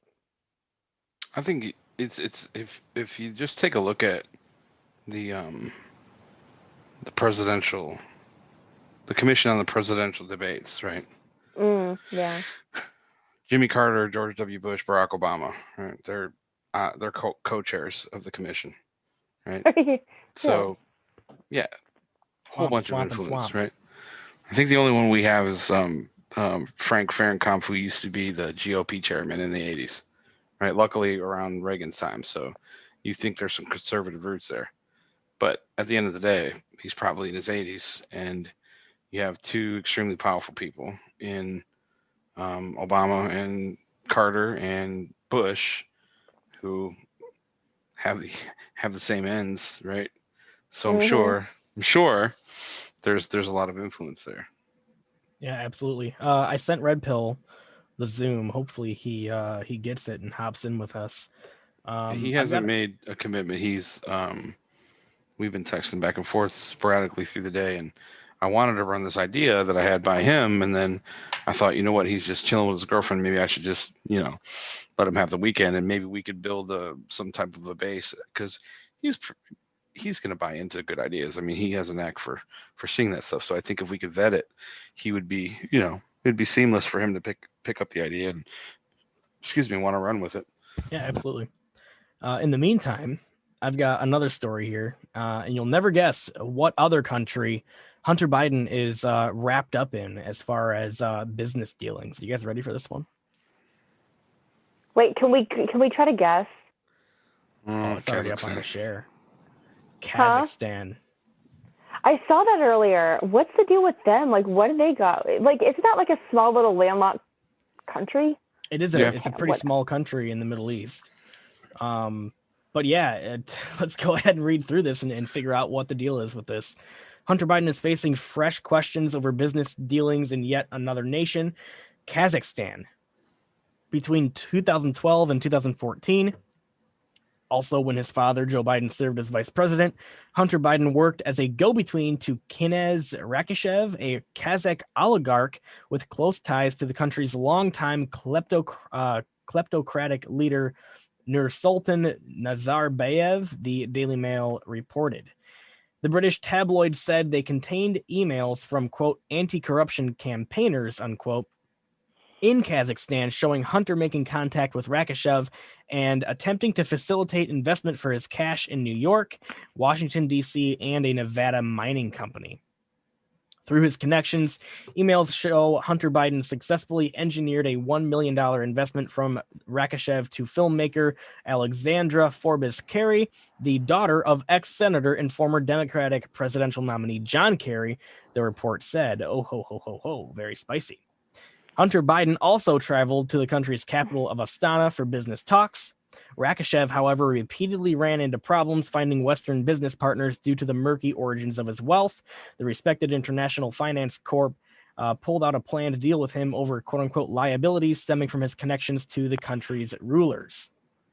As in other nations like Ukraine and China, where Hunter plied his trade, Joe Biden may not have been far behind. The Mail published a photo they obtained from the, quote, Kazakhstani Initiative on Asset Recovery, showing Hunter Biden with his beaming father alongside Rakishev. Hunter Biden and Rakishev also enjoyed a long and chummy personal correspondence as well, alleged emails show. Quote, I'm on vacation with family at Lake Michigan, trying to spend some much needed time with my wife and daughters. It's my 20th anniversary of marriage tomorrow, unquote, Hunter told Rakishev in 2013. So this is very similar to the stuff that we've already seen with Ukraine and China, just adding another country onto the list as far as backdoor business deals and, using Joe Biden's former position as leverage and kind of dangling, pro foreign U.S. policies for self-enrichment, right? Mm-hmm. Mm-hmm. It doesn't surprise me. Yeah, it doesn't surprise me either. I'm so burnt out on Biden crap. I mean, the people that they need to be stripped of all their wealth at a minimum. Well, you remember that what might play into that. There was a and maybe Victoria knows about this. There was a executive order that President Trump signed, and I think it was entitled let me find it. It was basically an executive order that allowed the government to seize the assets of anybody involved in serious human rights abuses and corruption. Yeah, that was an EO he put into effect. It was December 2017, and it was blocking the property of people involved in human rights and oh golly gee williker, human rights and sex trafficking and human violations. Like, so it's, and I'm not a lawyer, and I don't know like lawyers speak and like all these, blocking the property and like what does blocking property mean? Like what all does that entail? Is that like offshore money, onshore money? Is that the government can't necessarily take offshore money. They can petition to take it, but really blocking property, that essentially says they can't transfer titleship. They can't if they die and they have a will, then that will doesn't supersede the law, right? So they would still lose their property and it wouldn't be able to be deed transferred via the will, et cetera, et cetera. So what would that do as far, like, why would they block property for people involved in human rights abuse and like sex trafficking and stuff? What would that accomplish? Like, what would that help? Like, how would that deter? Well, it's people? basically blocking the property is like seizing their assets. When you seize the their assets, you shut there. them down. You essentially shut it down. Okay, the asset word was the trigger for me. I understand that now. I was listening to, I don't know if you guys have ever listened to, oh gosh, what's his name? Larry Gators. He's been on Edge of Wonder a couple times. And, but he mentioned how he has a series, Kobe Bryant, the greatest hoax or something perpetrated in time, like for all time, basically. I would say there's a little bit of exaggeration because you've got the Smithsonian covering up giants and giant bones and all that stuff. But well, guess who was on the board of the Smithsonian? George Soros and the Rothschilds. But one of the things he mentioned in this video about Kobe Bryant, who was assassinated, was that, guys, you could research this. I have not been able to, I've researched it a little bit, but it's kind of hard to find because I'm not sure how, like, I don't know, I'm not versed on the website you would go to look at a property and who it's owned by, but the location in Calabasas, that location where Kobe Bryant's helicopter went down, George Soros owns that piece of land. That's pretty crazy. That is insane. And also the guy who owned the helicopter that Kobe was flying in, I believe he was the governor of Illinois. And I'm not remembering at the moment how that tied into the whole thing, but also like a lot of your Black celebrities are boule. The boule is, I'm going down a rabbit hole. I'll end it in a second, but the boule is like the skull and bones for Black people. Because skull and bones people are racist, so Black people had to make their own thing. But Kobe wanted out, and he was really hard to control, and that's primarily the reason why they took him out. Interesting. Which is amazing that that Kanye West is still kicking it. I can tell you with Kazakhstan, though, if you look at, that's an extremely corrupt country. It is. Every level of the society is corrupt, and they have a high. There's a lot of natural resources that come out of that company. Specifically, I believe in natural earth magnets. A lot of minerals come out of there, but they there's briberies rampant, and it used to be controlled by the Soviet Union, if I'm correct, if I remember correctly. I think so, yeah. There's echoes of corruption all throughout their society. It's just, I mean, it's like a neighborhood park for Hunter Biden's family. I mean, Well, that's I was for just gonna say, it seems like every country that the Bidens were cozying up to, they are countries with extremely pervasive corruption problems. the world is and a vampire, my friend. Yeah, and it makes sense, right? Birds of a feather flock together. They're going to go to the most corrupt places, to enrich themselves and basically sell off foreign policy of the United States, because they know that any country with low levels of corruption and self-respect are not going to, they're not going to want to participate in something like that. I have an idea for a meme video. Oh boy, lay it on us. We do this. We get like Hunter Biden and Joe Biden, like videos of clips of them like being all cozy, and we play the music from Cheers. Like, sometimes you want to go where everybody knows your name, and we show them interacting with corrupt politicians. Yeah. You know what I think? Don't steal my video idea, chat room. We should find, so the New York Post, they have their Twitter account back, right? Mhm. Okay, so we should find that Kazakhstan story. I'm sure that they posted that on Twitter. We should make a quick meme video of just like Hunter Biden and Joe Biden dancing with Borat, with like the Borat music, and just post that as a reply to the story. Did you see that crack video that I put up the other day? I didn't. Mm-hmm. Oh my I think I God. did. It's on my Twitter feed. It starts out with, oh my God, you gotta watch it, dude. I don't think you can play the music on here, but Yeah, I won't play it here, but I'll watch it afterwards. I I could have watch it over and over and over again. I have one more story for us to go through and kind of discuss, and then I think I'm going to bring this to a close. We've been going for 2 hours now. Yeah. Everyone knows that. Well, a lot of people understand that the polls are fake, right? Yeah, absolutely. So we have a strange admission from the Biden campaign, and I think that maybe they're doing this to try and fire up whatever is left of their base and encourage them to go vote. Quote, "We are not ahead by double digits," unquote. Biden campaign manager drops a bomb on supporters during Friday call. A new poll by NBC News / Wall Street Journal poll this past week shows Joe Biden with an 11-point lead over President Donald Trump. This is the exact same margin Hillary Clinton held over Donald Trump at this time in 2016. So don't be surprised if election night, all the major media outlets have it at 97% for Biden, because that's what we saw with Hillary. On Friday, Joe Biden campaign manager held a grassroots summit video conference to supporters on Friday. You already said that. Gateway Pundit, hire me and I'll fix your articles, okay? Jen O'Malley Dillon warned that the national poll numbers were quote unquote inflated and that their internal polls showed the race to be much closer than is being reported. Democrats are very confident with crooked Joe Biden's numbers, but the campaign admitted they do not have a double-digit lead. And here is, the Twitter post saying that.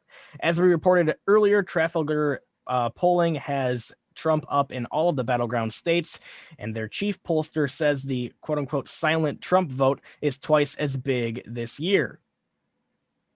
So that's the end of the article. What are you guys' thoughts or reactions to this? I think this isn't something that's going to surprise us necessarily, right? No, I've been on. Not at all. I've actually been on. I've had the privilege of being on a Trump campaign call. I was invited, and it was actually one of the coolest experiences of my life. Just to hear the political analytics that they go through, and it's a highly secured phone call, and you actually have to use your social security number is what I had to use to get in, and there's a couple other things that go with it.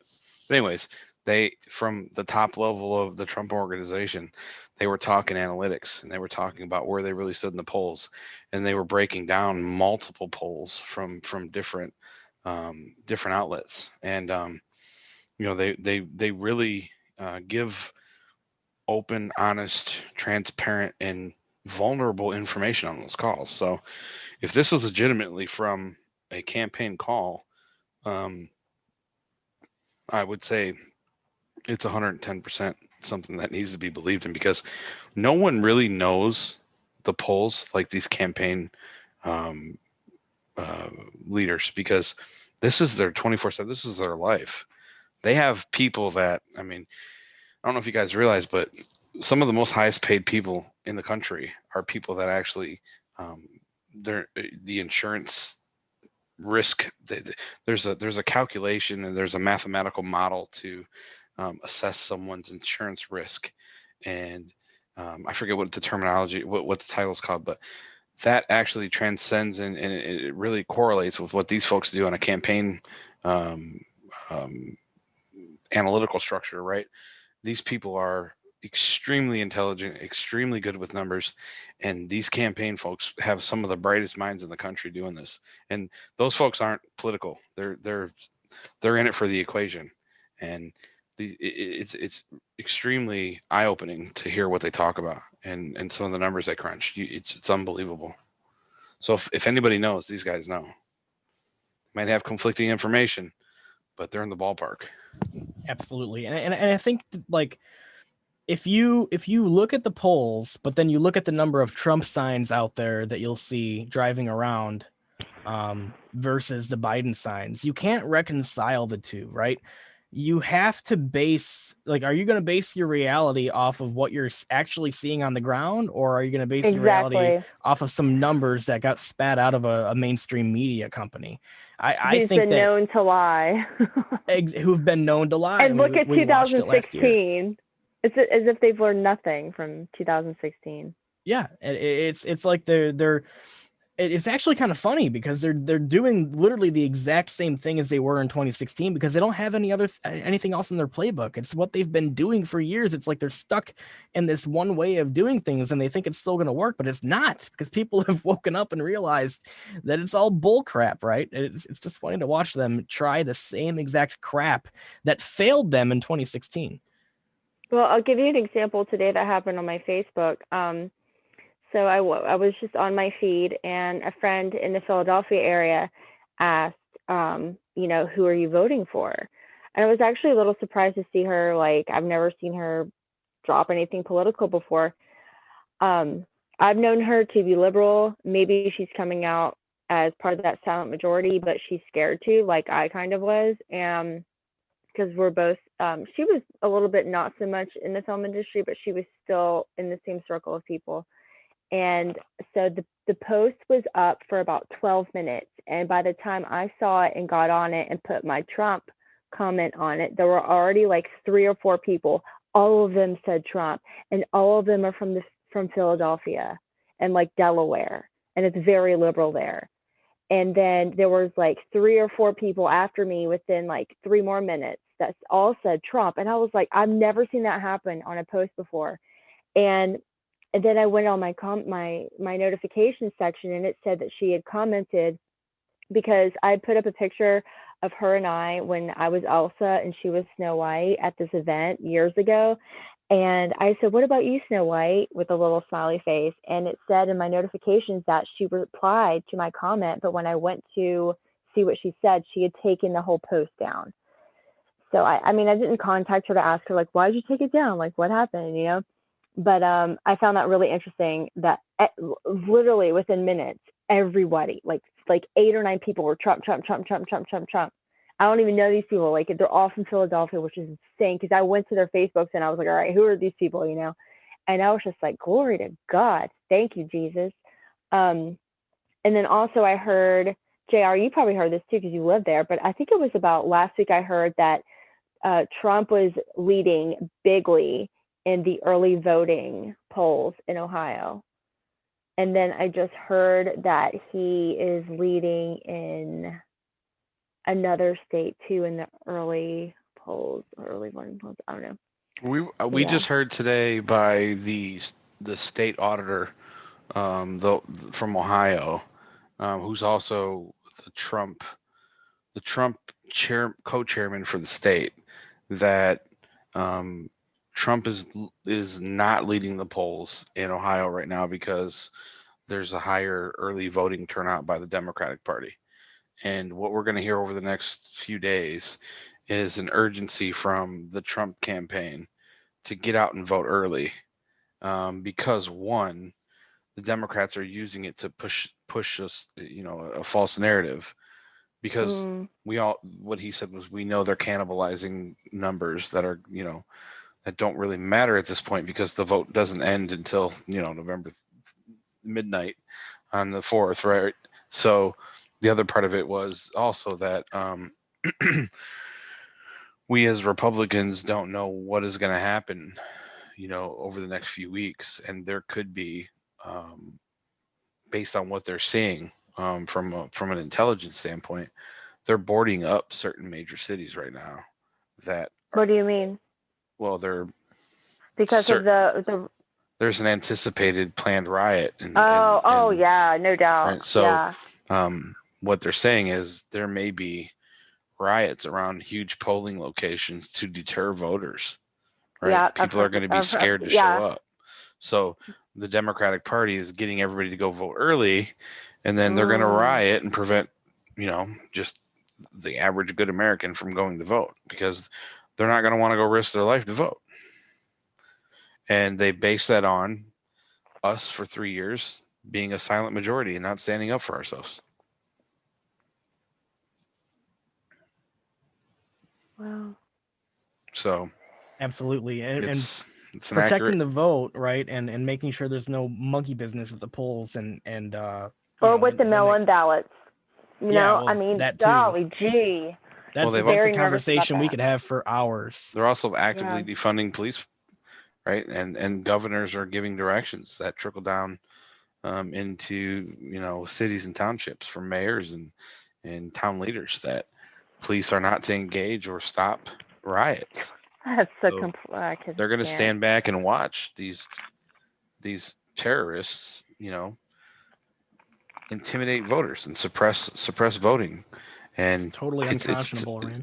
But it's totally plausible. But there's National Guard though at the ready. So, there's also been reports of people who, like one story I heard, there's a husband and a wife, they travel for work and they stay at nice hotels, not just your average like Motel 6 or, Nights Inn.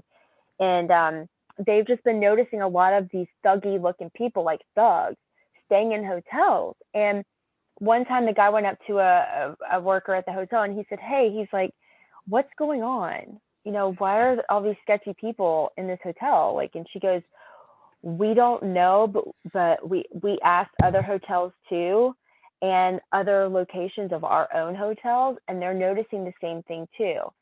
And the husband asked one of these people, he said, so what are you guys up to? And he said, why are you guys here? And he said, we're changing the world. So there's a lot of money behind these groups of people staying at these hotels. And a lot of people have been led to believe that they're staying in these locations around specific. It's going to be in pockets. It's not going to be like the whole country, but you're probably your typical area, I guess. But I don't know. That's just, it's not just that one instance, that one example or story. There's tons of people that have been coming out and saying it. So, but around the ready. Yeah. And if you look back, Trump's the entire premise of Trump labeling Antifa a terrorist organization before the riot started, that was his way of prepping the country for him to leverage the use of National Guard. But what we have to remember, and 11/11, that's my birthday. What we have to realize is that, and it's also Veterans Day. What we have to realize is that, one, the president was advised not to fall into the arrow trap or the honeypot, right, to use National Guard because it would have been used against him. But two, and no offense to those of you that are out there that are National Guardsmen right now, but a high percentage of National Guardsmen are average, everyday people that, you know, their experience in the National Guard has been basic training, and maybe their job in the National Guard is, you know, a like what would be considered a parallel 9 to 5 job in the real world, and they're not combat ready folks. And Which is not their fault. Yeah. no, it's not their fault by any means, but they're the people that the governors would sacrifice or would commit to use by the president to be put in harm's way. And so the president acknowledges that, right? And the president's going to be very reluctant to use the National Guard. I think what's going to happen is he's going to have to use, you know, some type of strong arm federal force like U.S. Marshals or I don't know. There's got to be something else that he's looking at in his, you know, his repertoire. But don't get me wrong. Trust me, not trying to be condescending to the National Guard. What I'm saying is everyone has a spot, right? Not 100% of active duty military aren't infantry combat folks, right? But when it comes to the National Guard, they activate everybody. They don't just activate one job corps when you're looking at martial law or when you're looking at declaring a terrorist organization. They're not going to say, oh, you're 11 Bravo, you go. They're going to say everybody from this unit. And then everybody from that unit is going to put on a flak jacket, mop gear, and grab an AR, and they're going to be out there standing around, you know, trying to discourage people from rioting. And that's just unfair, is what I'm trying to say. Yeah, I hear you. Yeah. But this is a conversation we could have for hours probably. So let's just go ahead and end it off. Yeah, keep going. Did you guys have anything else that you wanted to plug before we ended the stream, or anything you wanted to mention? I do. One thing you guys can do, one thing we can do to be more successful in this movement is we need to learn, right? A lot of us work in concert with others, right? For the MAGA meetup, you see a lot of things. I'm tagging people, I'm tagging methods, I'm tagging pixels, I'm tagging Victoria, or I'm tagging Red Pill. And I'm doing that because I want to reach their audience too, right? And people have come to be familiar with all of our names by virtue of maybe one person that they are following. But I think we all need to start being more aggressive in following one another, right? And not relying on Twitter's automated, what you would assume to be their notifications, because I know a lot of people that weren't getting notified about the MAGA meetup and the changes because they were assuming that, you know, I would tag Red Pill in a post. And even if I did, they were 8 to 10 hours later, they were getting notified. And I can tell you with all that we've been through, with all that we've done, how active I've been over the last couple months, and the fact that I only have, 20,000, and it's a number, don't get me wrong, but the fact that I only have 20,000 followers, and, a fly from the presidential debate has 500,000. I think that's saying something, right? It's saying we're not doing. Does it really? It did at one point. It had a couple 100,000, but we just got to be more active in following one another and helping spread the message, because it's daunting, right? Like Victoria said, when Twitter plays games with people, you're trying to be proactive, you're trying to spread a positive message. It's a daunting process when you lose people, or when you put in so much work to get a message across, and Twitter blocks you, or Twitter messes with an algorithm, right? So the only way we can get over that is through due diligence. So absolutely hit the follow button. If you see good information coming out of that content maker or that contributor, follow them. Yeah, and especially considering the things that have happened recently, we all have to lift each other up, and that's kind of what we've been doing, since it happened. So, great point. Yeah, for any of you that don't know, my Twitter is at Praying Actress, and then my YouTube channel is Gates of Victory. So, yeah. Very good. I'm going to see if I can find a link to that. I'll link your Oh, thank you. Here we go. This is easy. I'll just link your Twitter account in the live chat, and I'm sure that the stuff that you do on YouTube, do you share that on your Twitter? Yes, I do. My YouTube link is in my bio on Twitter. Gotcha. Awesome. And I'll put together a couple more things. We'll have some more dialogue. The bread pill did get with me. He was actually driving and trying to catch up on all his stuff today. So I told him, don't worry about trying to get it. And also, he doesn't have a YouTube account because he's deleted. So, Right. Oh crap. yeah, so he's going to have to make a new one before he can get into the chat or so on and so forth. So more to come on this whole new age meetup thing we're thinking about. We're going to have we're going to increase the dialogue over the next few days and see what we can do to make it a reality. Cool beans. Well, I think that just about does it. Now I know like Stormwatch is usually this has been the strangest Stormwatch that has ever happened, because usually I come on, it's a pre-recorded video, I hit a bunch of news stories like boom, boom, boom, boom, boom. It's really effective and very efficient. And this has been kind of a totally different way of doing this show. And that's because my good buddy here, JR, he had these great ideas kind of bubbling up in his mind, and I thought it would be a great idea for us to just kind of get together and talk about it, and then go through some of the news as well. Killing two birds with one stone, basically. So the next Stormwatch that I do, I promise you guys, it'll be the format that you remember from the previous ones. But anyways, this one was called Storm Maker. Yeah, there you go. I like it. All right, guys. Without any further ado, we're going to go ahead and end it off. JR and Victoria, thank you guys for joining me today. I enjoyed the conversation, and I'm looking forward to planning more of this stuff kind of in the background. It's going to be cool. And I'm looking forward to, like, JR, we got to do more stuff on your channel too, man. Like that laid back, hanging out and just, kicking it and shooting the shit and having a conversation. That stuff is 6 p.m. tomorrow. How about that? You working? I'm working tomorrow, so I can't when do you that. Off? Well, all night. I'm working all night tomorrow. So I go on Patriot Soapbox tomorrow at 2 p.m. And then after that, at 4 o'clock, I try to take a nap, have dinner, and then go into work, and I'll be at work all night.